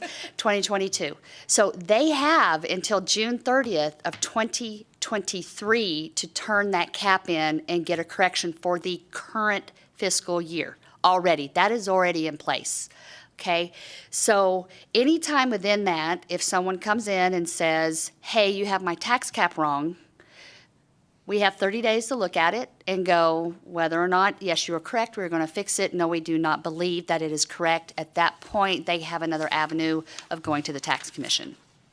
So I hope I cleared that up. Something else I would like to also bring up at this time is talked about that trifurcated, that other value that sits out there that you're actually paying taxes on. Not everyone, even though they think that, hey, I may be at the high cap and I missed it, may not mean that they are going to get a refund. Because if their taxes did not increase more than that 3%, there is no abatement. So that other trifurcated value that you are looking at is not so easily accessible sometimes to figure out where that is. So you really have to call and speak to someone and go, hey, please take a look at this and tell me if I'm due a refund. And I think that's kind of what's happening right now at Washoe County. Absolutely. We're getting plenty of questions. Thank you, Chair, for the follow-up. And so that definitely answered my question. Thank you. And are you able to get to all of those within the 30 days when people request them? Well, for Story County, that's a pretty easy process because we're very small, but that's going to be a Washoe County or even Clark County question? So Danielle Gallant for the record, I think for Clark, that's going to be a difficult time frame. And so we are in discussions to possibly increase that so we can give them ample time. I have been very clear with all stakeholders. I'm just interested in the solution and the process. They have to live with it. So I'm going to be good with whatever they come up with. Mm-hmm. Thank you so much. And I do want to give a shout out to our assessors because I know when that frenzy happened early in the year, I was grateful. I live in Clark County, and Assessor Johnson made sure she got out like notices to correct what was going on because there was the frenzy. Next, I will go ahead to Assemblywoman Anderson. Thank you, Chair, and thank you for bringing this forward. My concern has to do with the county commissioners are not, with the amended language under number 1, and then again under another area, it's mentioned. So the county commissioners are not part of any sort of process, the way that this language is going forward, it sounds like. So if they're creating plans on financial items, when will they be told about the difference in those finances based upon this change of the tax? So does that make sense what I'm asking for? Since the county commissioners are not part of approval process or anything like that, how would you explain to the county commissioners the change of revenue for planning? That's a very difficult one to answer. Justin Taylor, for the record. I will tell you how it works right now. Currently, we receive a file from the assessor's office with a list of homeowners who are going from the high cap to the low cap. As for a dollar amount, I believe you're looking for, I could not quantify that at this point in time. I apologize. It's a late night, no need to apologize. Understand. Thank you, Chair. Thank you. With that, we also have a question from Assemblyman Nguyen. Thank you, Chair. I told my colleague, Assemblywoman Gallant, I would have 1,000 questions. I'm going to reduce that to one. So in terms of the notification piece, and I know this may not be the intention, but I just want to see if you can address and maybe think about it. You can or you don't have to, but I'm just thinking we still use this process very much on paper and mail. And I don't know if any of those that try to accost you at your gym say, hey, can we do this electronically? Or can we do this, like have some sort of a much more faster turnaround? I was one of those people who got that notice and go, oh crap. And, couldn't find anything online, could not, even though I know the assessor, I could have just called her directly, but I wanted to go through, the process, right? And just found it very limiting in terms of that card coming to us, we send it back, or we send an email. It just seems like it goes into this pile and you don't get any types of response. And I'm not, I know everybody's short-staffed at this point, but I just want to see if by ways of doing this, we could add a modernization of this process so that we can help situation like the bigger counties to be more efficient in terms of customer service. Danielle Gallant, for the record, thank you for asking that question. It's been in the forefront of this entire process. I believe that there needs to be some improvements on websites and like an online form, not upload this and email it. 100% agree. I think over the next 2 years, as we figure out a better process for this for all the counties, is something that I am planning on addressing and would love your assistance and partnership on that. Quick follow-up, Chair. So maybe perhaps not in specific language, but maybe offering a multiple form of communications, one way or two ways, so that we can open it up in regulation for them to implement new ways of ensuring that we don't get lost in the shuffle. So Danielle Gallant, for the record, I don't believe of any legislation that precludes you from doing various, but please correct me if I'm wrong on that. Jana Seddon, for the record. Currently, the process is that we all send something out in writing or a form. However, you can file electronically. In the larger counties, they have, I believe, I kind of hate to say this, but they have much more stricter IT rules.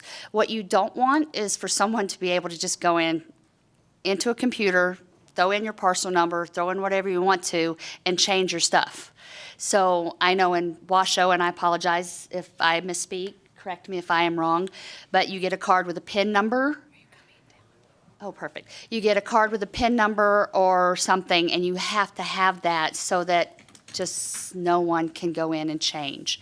In the smaller counties, we put stuff on Facebook. We have stuff out at the commission meetings. We have e-blasts that goes out into all different things that say, don't forget, go online, file your owner occupancy. If you don't know how to do that, call us. We'll send you something else. We'll do whatever we need to. And I truly believe that all offices are doing everything they possibly can to get the word out and to get, this is there. It's out there. We want people to have this abatement. We want our residents to have their 3% cap. We would much rather have it correct than have it incorrect. So I'm going to turn it over to Ms. Johnson at the moment so she can speak on how Clark County does it. Absolutely. Good evening, Madam Chair, members of the committee. Brianna Johnson, Clark County Assessor, and I just want to speak to how we do it. So yes, previously in the past, we used to send out the cards one time of year. But since then, there was a plan to implement a new process this July 1, but unfortunately, we were inundated with everything that happened with the misunderstanding of the tax cap. So starting I think in September, we have started mailing monthly to all homeowners that purchase. In the month, let's just say, for example, they purchase in August. So first week of September, we say who all purchased in August, and we send them their property tax cap letter with the PIN number or access code so they can now go online and declare if it's their primary residence or if it is a rental. So we have that in place. That was ready to go come July 1 because we wanted to start the fiscal year out with that. But of course, we were inundated with all of the other tax caps forms and everything that happened last June. And typically, we do very well with our response. But again, we were inundated with over 100,000 emails. So we had to work our way through those. But on a normal day-to-day basis, we are able to get through our emails within 5 business days, if that. Today, I think we're doing like 2 to 3 business days. So that was the situation then. But under normal circumstances, our phone lines are always open, and of course, the email part of it. And yes, like Jana said, we are totally want to be open and transparent about the tax cap. We too post on social media. We're about to do a post now. We're about to send out the rental abatements. We're informing everyone, look in your mail, the rental abatements are coming. And also, if you are a current homeowner, to please check your tax cap because you have until June 30th to get it corrected. Thank you. Thank you. That phone a friend worked so magically. I didn't even know she was in the audience, and good to see you, Assessor Johnson. Thank you. Thank you, Madam Chair. Thank you. And I don't believe we have any other committee members that have any questions. So we can go ahead and move on to testimony in support of Assembly Bill 449. So if anyone here in Carson City wants to give testimony in support of 449, please come forward. What we'll do is we'll go to the phone line. BPS, do we have anyone on the phone line to give testimony in support of Assembly Bill 449? Callers, if you'd like to testify in support of Assembly Bill 449, please press star 9 now to take your place in the queue.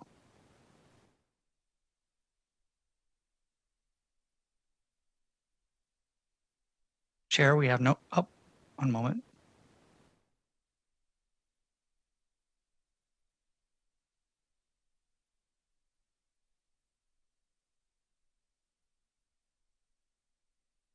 Hi, this is Shawn Freiner. I am the treasurer in Lincoln County, Nevada, spelled SHAWNFREHNER. I am in support of this bill. I would like to see some language changes on it just to clarify that it is the assessors that handle the abatement and that paperwork.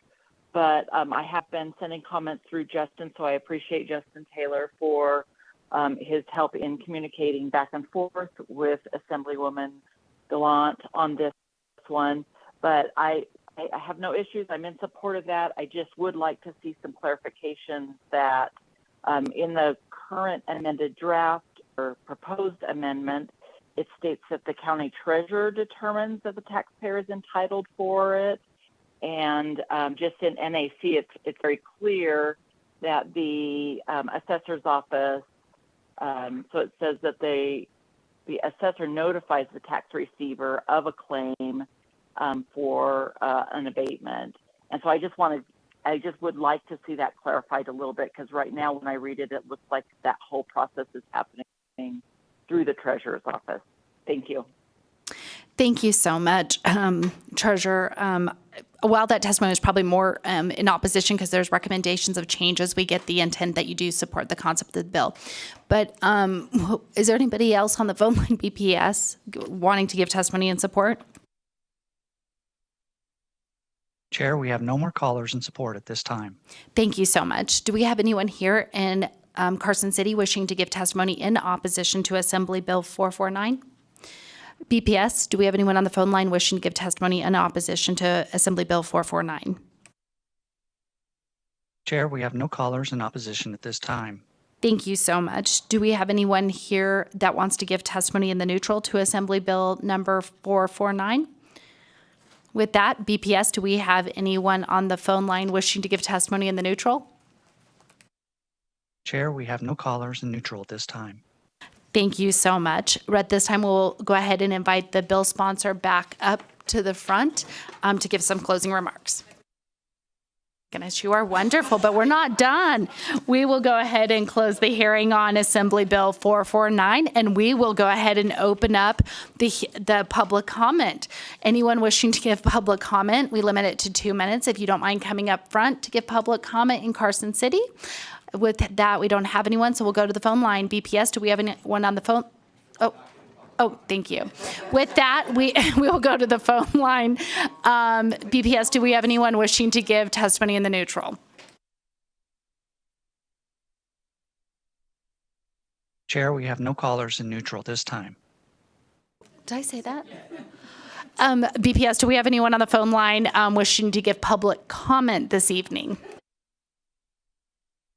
If you'd like to provide public comment, please press star 9 now to take your place in the queue. Chair, we have no callers wishing to provide public comment at this time. Thank you so much. With that, we will go ahead and close our hearing this evening, and I look forward to seeing everyone tomorrow night at 4 p.m.